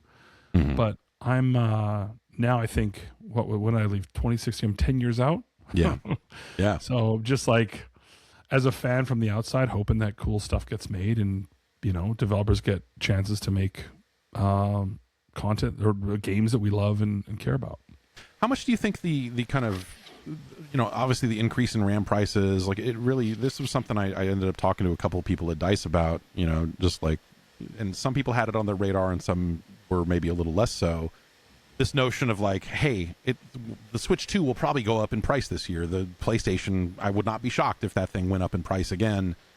Like, as developers are trying to find as many eyeballs as possible and get their games out across all these platforms, and especially now that we are getting closer and closer to talking more and more about next-gen consoles or whatever that means, like, how much of a monkey wrench do you think that's going to throw into the process? You talk about VCs and funding and all of that. Do you think that the money guys get scared off even further when the price of a PlayStation 6 or even a PlayStation 5 Pro in a couple of years might be higher than it is already? Or is that just all kind of baked in and everyone just kind of goes like, it is what it is? It's complicated. I think there's far larger concerns that I have about the if we go back to now, we're going to go away. Like now we're in a whole different land, which is how expensive it is to purchase a home nowadays, to pay bills, right? How much is the cost of just living has gone up. And then think about what, again, I just have a couple teenagers to watch as my research lab in my house, but they just don't care about tech like we did. Right. They don't get their phone is their everything. They just don't. If a new gadget, I mean, they're like, my daughter's 16 and she's just like, check out this new squishy I bought that looks like butter. And it looks like a big, huge brick of butter. I'm like, well, this is what we're doing now? And so I think my bigger fear isn't the whether it's tariffs or hardware or GPUs. That's absolutely. I mean, AI right now is just buying up all of the chips around planet Earth. It's more of, on top of that, then we have people that just care less about how their content gets delivered. Yeah. So in a world where there's less loyalty to a plastic hardware device in your house, we care very deeply. Like I don't know what the age cutoff is of people over the age of 20, 30, 30. I don't know exactly what the number is, but that to me is something that I will continue to purchase. But the more we move into, I mean, think about Netflix, right? You used to have like a Roku box to play Netflix. Now Netflix is embedded in every TV. So the closer we get to the ubiquitous access, and what does that mean for the future? And I'm not purporting to say that that's cloud service or anything like that, but I think the physical good in your house is going to be less important than the access you have to the content everywhere. Yeah. Now, we still, I think, have some obviously hardware cycles in us. My fear, I'll tell you what my fear is that we have the lowest amount of console sales ever, like on an average console cycle ever, because, and I might be wrong, like look at the Switch 2 crushing it. Yeah. So people also have, more, some people have disposable income. So I might be completely wrong here. That's what my hope is. My hope is that there is still demand. There's still excitement. We can rally around a product. But if we look at how movies are launched nowadays, how we put it, a couple blockbuster actors into a show and we just launched it on Amazon Prime, it just doesn't feel the same. We don't have those stores to line up to in front of. Instead, it's like just pre-order online and they'll just like poop and it's on my front porch. The day it comes out. So I want to be optimistic about it. I want to be hopeful about it. I want it to be cool. I'm like more, how do you wow me these days? I mean, I feel like technology innovations are wowing me every single day. So to have something that really gets me excited about the future of the industry, I think it's harder to make people surprised. For sure. Yeah. Does it remind you? So one of the stories I remember hearing about the early days of PlayStation 4 was this idea that some companies, some larger publishers like an EA, like that style of company, was really reluctant to invest in another console cycle because a lot of them had been convinced that phones were actually going to be the future. And so we think about it like, the phone games that were coming out in that era, like you definitely saw increased investment from companies like EA, and other kind of traditional game publishers. Like, was that part of the uphill battle in addition to kind of like the sins of the PS3? Was there also this sort of like, hey, we're not even sure if kids want these things anymore? Because that feels like that's kind of what you're saying about, a next generation of just like dedicated hardware or whatever that like we're not even sure if people want it. Does it feel like that at all? Or did it feel like that then, I guess, is maybe my first question. It didn't for me, but I had a dog in the fight. Yeah, of course, right? Like, this is my new job. You better like it. Yeah. I hope you love it. But I don't think the rhetoric is always cyclical, right? There's going to be headlines saying console's dead, PC, and then there's the PC master race, all the goofy sort of commentary all the time. And that's why, like, even me, I'm only using my teenagers as a research vessel, right? Yeah. And it's not representative of the world by any stretch of the imagination. So that's why I think I could be completely off. But there was a little bit of that, of like, it's never going to do what, PS2 era did. And then when we sort of crushed the PS2 numbers, people were like, oh, wow, it's really a big, huge thing. And I think people also expected the gap to be closer between units sold.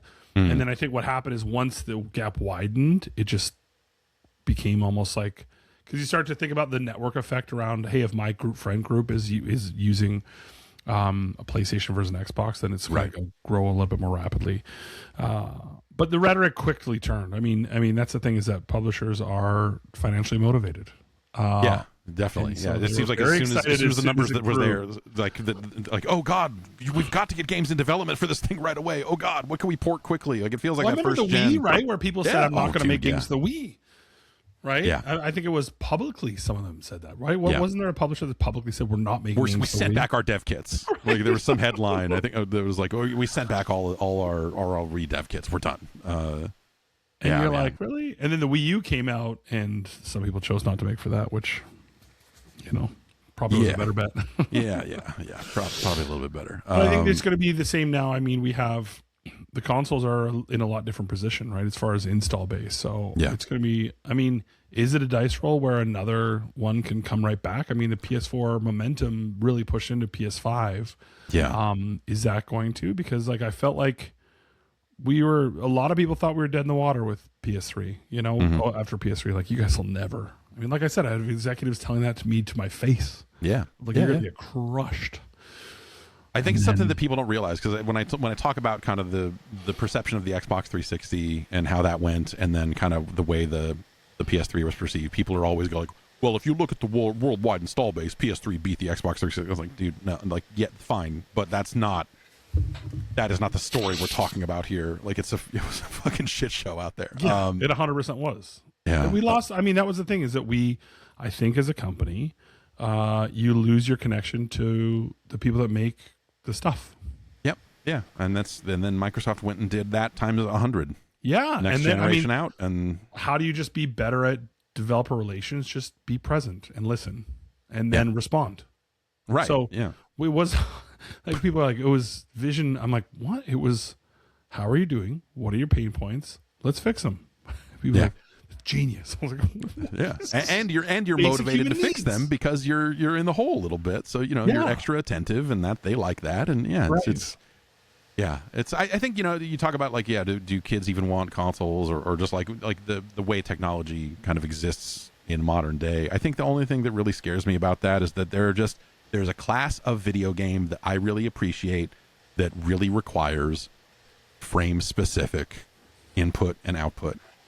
Fighting games, driving games, like, there's just a lot of high-speed stuff. A lot of other games, like the thing I keep saying is, like, you're not going to miss anything playing eugenics over a cloud connection, Like, there's a ton of turn-based games. Like, there's a zillion of games. Even action games can sometimes behave well enough within that window. But there's just some games that I don't want to lose. And I realize I'm an old-ass man. And I worry that, like, our days are numbered, man. Like, I just look at that sometimes and go, like, it's not that gaming is going to go away, or it's not that gaming, but there's certain types of games, driving games especially, because, like, I don't know, you've got teenage kids. The thing I've been kind of thinking about a lot over the last, like, decade, I would say, based on, you see some headlines and some metrics that back it up a little bit, is this idea that, like, kids didn't want to get their driver's licenses. And so it's real. Why would they want to play a driving game? Why would someone go buy the next Forza if they already don't care about cars, and they don't, like, there's just a certain, like, walking that back into what does it mean for the driving genre, which is in a shambles compared to the way it was 20 years ago, just in terms of just the variety of titles that ship and what have you. Like I just look at that and just go like, that's tastes change, and a lot, like so many different things like change about the way people interact with the world, and of course that's eventually going to reflect on the games that get made or don't made or not made. My son Jeff learned about all the car brands by running a car dealership in Roblox. I swear to God. He came one day, he's like, we're driving. He's like, oh, I like Audis better than VWs. He's like 9. I'm like, why? He goes, well, when you resell the cars, you make 18% margin versus 13%. I was like, damn, frick off the old, God bless you, son. But like he was really got into cars by driving them in Roblox. And so we have to rethink about what it even means to us, right? To interact with things when you realize that they're first. It's why you talk about the Porsche crossover in Resident Evil. Like all the luxury brands have branded experiences in Roblox. Yeah. That the brands funded to build. Yeah. To incept the idea of luxury into a 6-year-old's brain. Like that to me is, so we kind of have to rethink everything. That's the hard part about being a parent in this day and age, is you kind of have to rethink everything. And so I have 2 different use cases. One is my daughter was like counting down the days to her birthday so she could get her learner's license and all that stuff. And my son, Parker, who is liable right now, he has summer lessons. He's like, yeah, doesn't want to go. Like Ellie was like, let's go practice right now. What I'm hearing from other parents, some parents not at all, like for 10 years. Yeah. Kids are in their mid-20s, late 20s. Like, I take the train. I don't need to learn how to drive a car. And you're just like, but that's the only thing that gives you freedom. But that's our generation. Right. You know? It's like, how are you going to hang out on the roof of the 7-Eleven with a dude you went to high school with if you're not getting a driver's license until you're... Yeah. And they're also they all drive like idiots, too. All the teenagers in my neighborhood. I mean, I wrecked my car 3 months after getting my license. So, whatever. I did. I popped the tire off of my Mercury Cougar. I think 4 months doing gunning it right at the... I power braked my 68 and 69 Nova, and then it caught traction and hit a dually Dodge diesel and hit it so hard it knocked it up onto the curb, and my friend was in the passenger seat, bounced his head off the windshield. Oof. Totaled both cars. Okay. The guy had just bought that truck. He came home and cried when he saw that I had completely destroyed it. And whatever, insurance bought him a new one. Fuck him. But yeah, no, it was. It's a good thing I did not make it until rain started, because I probably would have died the way I was driving. Like I was driving so fucking bad. Dude, my parents owned a tire shop. I could smoke the tires off that thing all fucking day long. Remember, did you ever I remember not doing an oil change or adding oil to my Cougar until it said one day it was like, you don't have any oil. I'm like, oh, that's what that red thing is. Oh, and yeah, the tires are bald.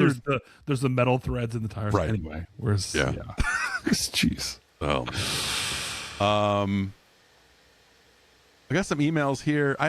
It's kind of, I think, a lot of people have the same kind of things on their mind as we do here. Cody from North Carolina writes in and just asks, was Phil's issue just inertia? In the past several years, during the fall of the Spencer's Xbox, I kept coming back to a quote from a Kind of Funny interview after the release of Redfall, where Spencer said, good games aren't enough for Xbox to win back market share from Sony, because when Xbox lost to the PS4 generation, people started having a legacy collection of digital games that they could only access on Sony platforms, and that it was basically impossible to move people off of that platform because they had already invested so much into it and would have access to it going forward, presumably.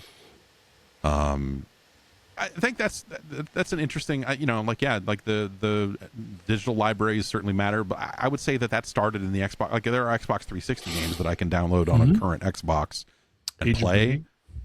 Yeah, sure. I think I do in fact have Age of Booty installed on at least one device in this room. I absolutely have it installed downstairs. Yeah. Does it still work? Servers, are there still? That's a great question. I bet it's peer-to-peer. Yeah, it's probably peer-to-peer. But I mean, that's the wrong. If that's the wrong generation to lose, right? The one where everyone establishes their digital libraries, the one where Sony finally starts caring more and more about backwards compatibility. Like losing that PS4 generation when all of that stuff started to matter more and more is probably Have not we a ever good talked one. about on the pod about how you were the inspiration for the sharing video? Because I've told you personally that story. I don't know that we have. have We ever told that publicly? I don't know that we have. Because that was your guys's. I mean, the sharing video was born out of that. Because first of all, Xbox's digital ownership DRM system was exactly how Steam works, to some degree. Not exactly. Sure. Yeah. Going to be close. And then I remember they released all this sort of documentation around how it works, and there was like 4 or 5 pages, and you and the whole Giant Bomb squad like went through it, and we're trying to figure out parent-child account and all this stuff. And I'm like, man, this is so complicated. You spent like 45, 50, almost an hour. Worst. Ryan, everyone's like, wait, what? Brad's like, huh? And then this, and Patrick's like, so if you have a parent account, can you access? And I'm watching you guys, and I'm like, man, we need to make ours simple. Like, it needs to be a 1 page that sort of like is, here are the 4 things you can do. Yeah. And then you guys are talking about like, if I don't even own my stuff, and if you're not online and all these different things. And I was like, maybe it's not 4 things. Maybe it's just like, here's the thing you need to do.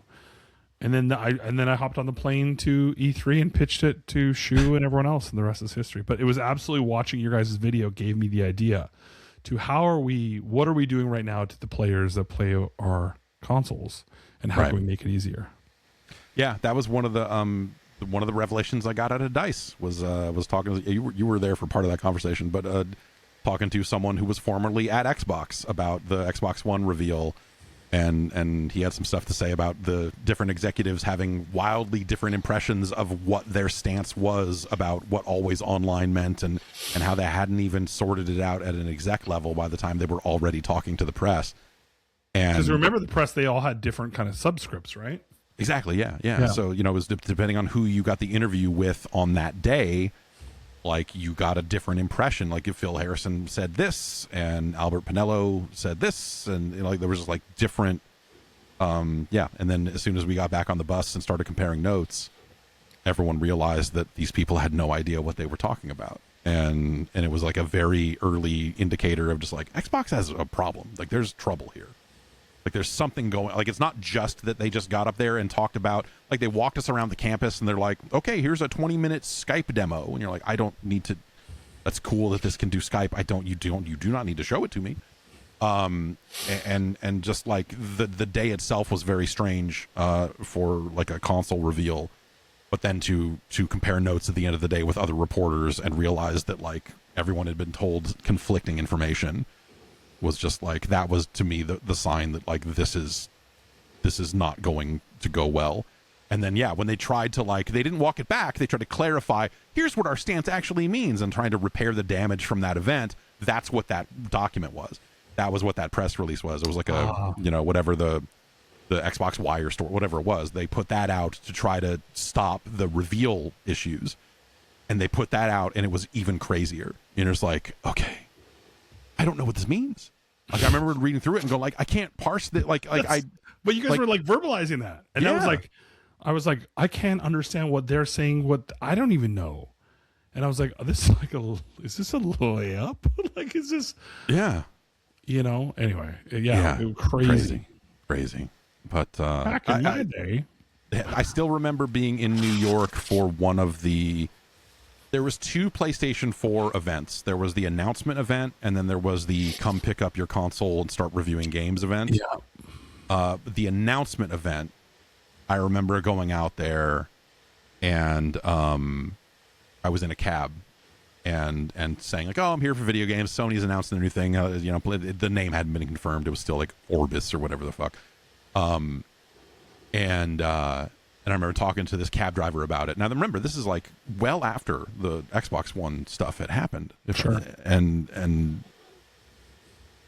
he was, or maybe this was, anyway, the timing. Anyway, I was in this cab, and this was months after they had corrected their stance, actually. So I guess this had to be the review event. Now that I'm fucking this story up. There was a moment there where he was like, well, I'm not going to get an Xbox because you have to be connected to the internet all the time. This was months after they had walked it back. It was like, oh God. We've got a question here from the chat here, from a Joseph J. Brony. He says, I want a modern day JV story. They play Arc Raiders every night. You've got to have something. We told the import export story. He doesn't play it with me because he doesn't like dying. We played Lort together. What else were we trying to play? But there's no. I was gonna say, was that the PS4 event where Johnny fell down the stairs in the stadium, and then you're gonna be like, "Holy crap! I can't believe he fell down the stairs." I was like, "Just kidding," but let's clip that part and send it to him. He's like, "I never fell downstairs. God damn it, Adam! Why are you telling people I fell downstairs?" He's definitely fallen downstairs. Yeah. We did. I got to sing "Nothing But a G Thing" with Johnny at Dice, which was That's nice. right. It had been a while, so that was. I thought that Dave Lang was going to show up at that thing, and then he was on the invite list and didn't show up. I don't know what weird hidey hole he was holed up in. I was talking to someone who said, "No, Dave's kind of got his own spot. He told me not to tell anyone where it is." And I just never got around to texting him, so I didn't see him the whole time. You didn't see him the whole time? I did not see him the whole time. I'm bummed out. You came to Dice to see Dave Lang, and I was like one of the handful of people. I was like, I get to see Dave again, and then I don't know. He was in some weird hole, hiding out the entire time. So, I mean, to be fair, it's my fault for not texting him and saying, "Where the fuck are you?" But I did go to Johnny V's house. I was back in Vancouver and with my kids, and we were driving back down through Seattle. We stopped by his home to surprise him on a Sunday morning, and the kitchen counter was filled with DoorDash food. He's like, "Would you like some? We ordered too much." I'm like, "If it's just the two of you, why did you order too much?" I think he said something like he likes to reheat the bean burritos. But nice. He did have Pokemon boxers on. This is like 9 in the morning, and he's got Taco Bell bean 11. burritos. It was like 11. It was like brunch time. So, you know. Okay, that's fine. I explained, why he bought the Pokemon boxers, and it's not a good story for prime time, but my kids had to endure that. But they just love, they call him Uncle Johnny. Every time they see him, they're just like, "Let's definitely go to his house. That sounds awesome." Nice. All right. Well, Adam, thank you so much for coming by. Thanks for having me, Jeff. This was great. We covered a lot, man. Yeah, we did. It's there's a lot going on. It sure is. It's definitely it's a crazy time in video games, for sure. Yes. So, but it feels like people are navigating it. That was the thing I was telling you, and I think I said last week is there is this coming out of Dice and seeing people that were working on games, and they're like showing me trailers on their phone and all this other stuff, and I'm like looking at it going like, that looks cool. Look at this thing, and people seem like that they are optimistic and that they're pursuing the games they want to make, and that part of this industry still feels like it's rolling along, kind of between the headlines, which often can seem so doom and gloom and so absolutely end of the world. It does feel like that there are still a lot of people out there pushing on this to try to get to the other side of it, whatever that looks like. Yeah, I think that's exactly right. Like, the hope is there. We're in uncertain times, and that's really hard for people to navigate. And of course, seeing the results of the layoffs and, Amir's updates and closures and stuff like that, it's always heartbreaking. You hope that we'll persevere as an industry and we'll sort of evolve into whatever the next version of the industry is. But I'm with you, Jeff. I think I'm optimistic about it. I think the key is, and it's ironic we talked so much about sort of the console wars. I feel like that era of our industry is over. Like, it's really time for us to join hands and try to navigate these challenges together. That's a big mission of what we're doing at Vivrato. It's like, how do we work with super smart people that are thought leaders in the industry trying to navigate to this next new place, whatever that looks like, because we get to build it. We basically get to be the pioneers of Industry 2.0, whatever that means. So I'm excited personally about it. I'm glad to see that you are too. Someone wrote to me and said, what if arcades come back? What if everything gets so expensive that could we start making arcade games? So maybe Industry 2.0 is Industry 1.0 all over again. All the way back. Get Mark Turmel on the phone. It's in person. We're back, baby. COVID proof. Yeah. All right, man. All right. I'll see you soon. Take care. And everybody, thanks for watching. And I'll be back tomorrow with more of whatever this is. Bye, everyone.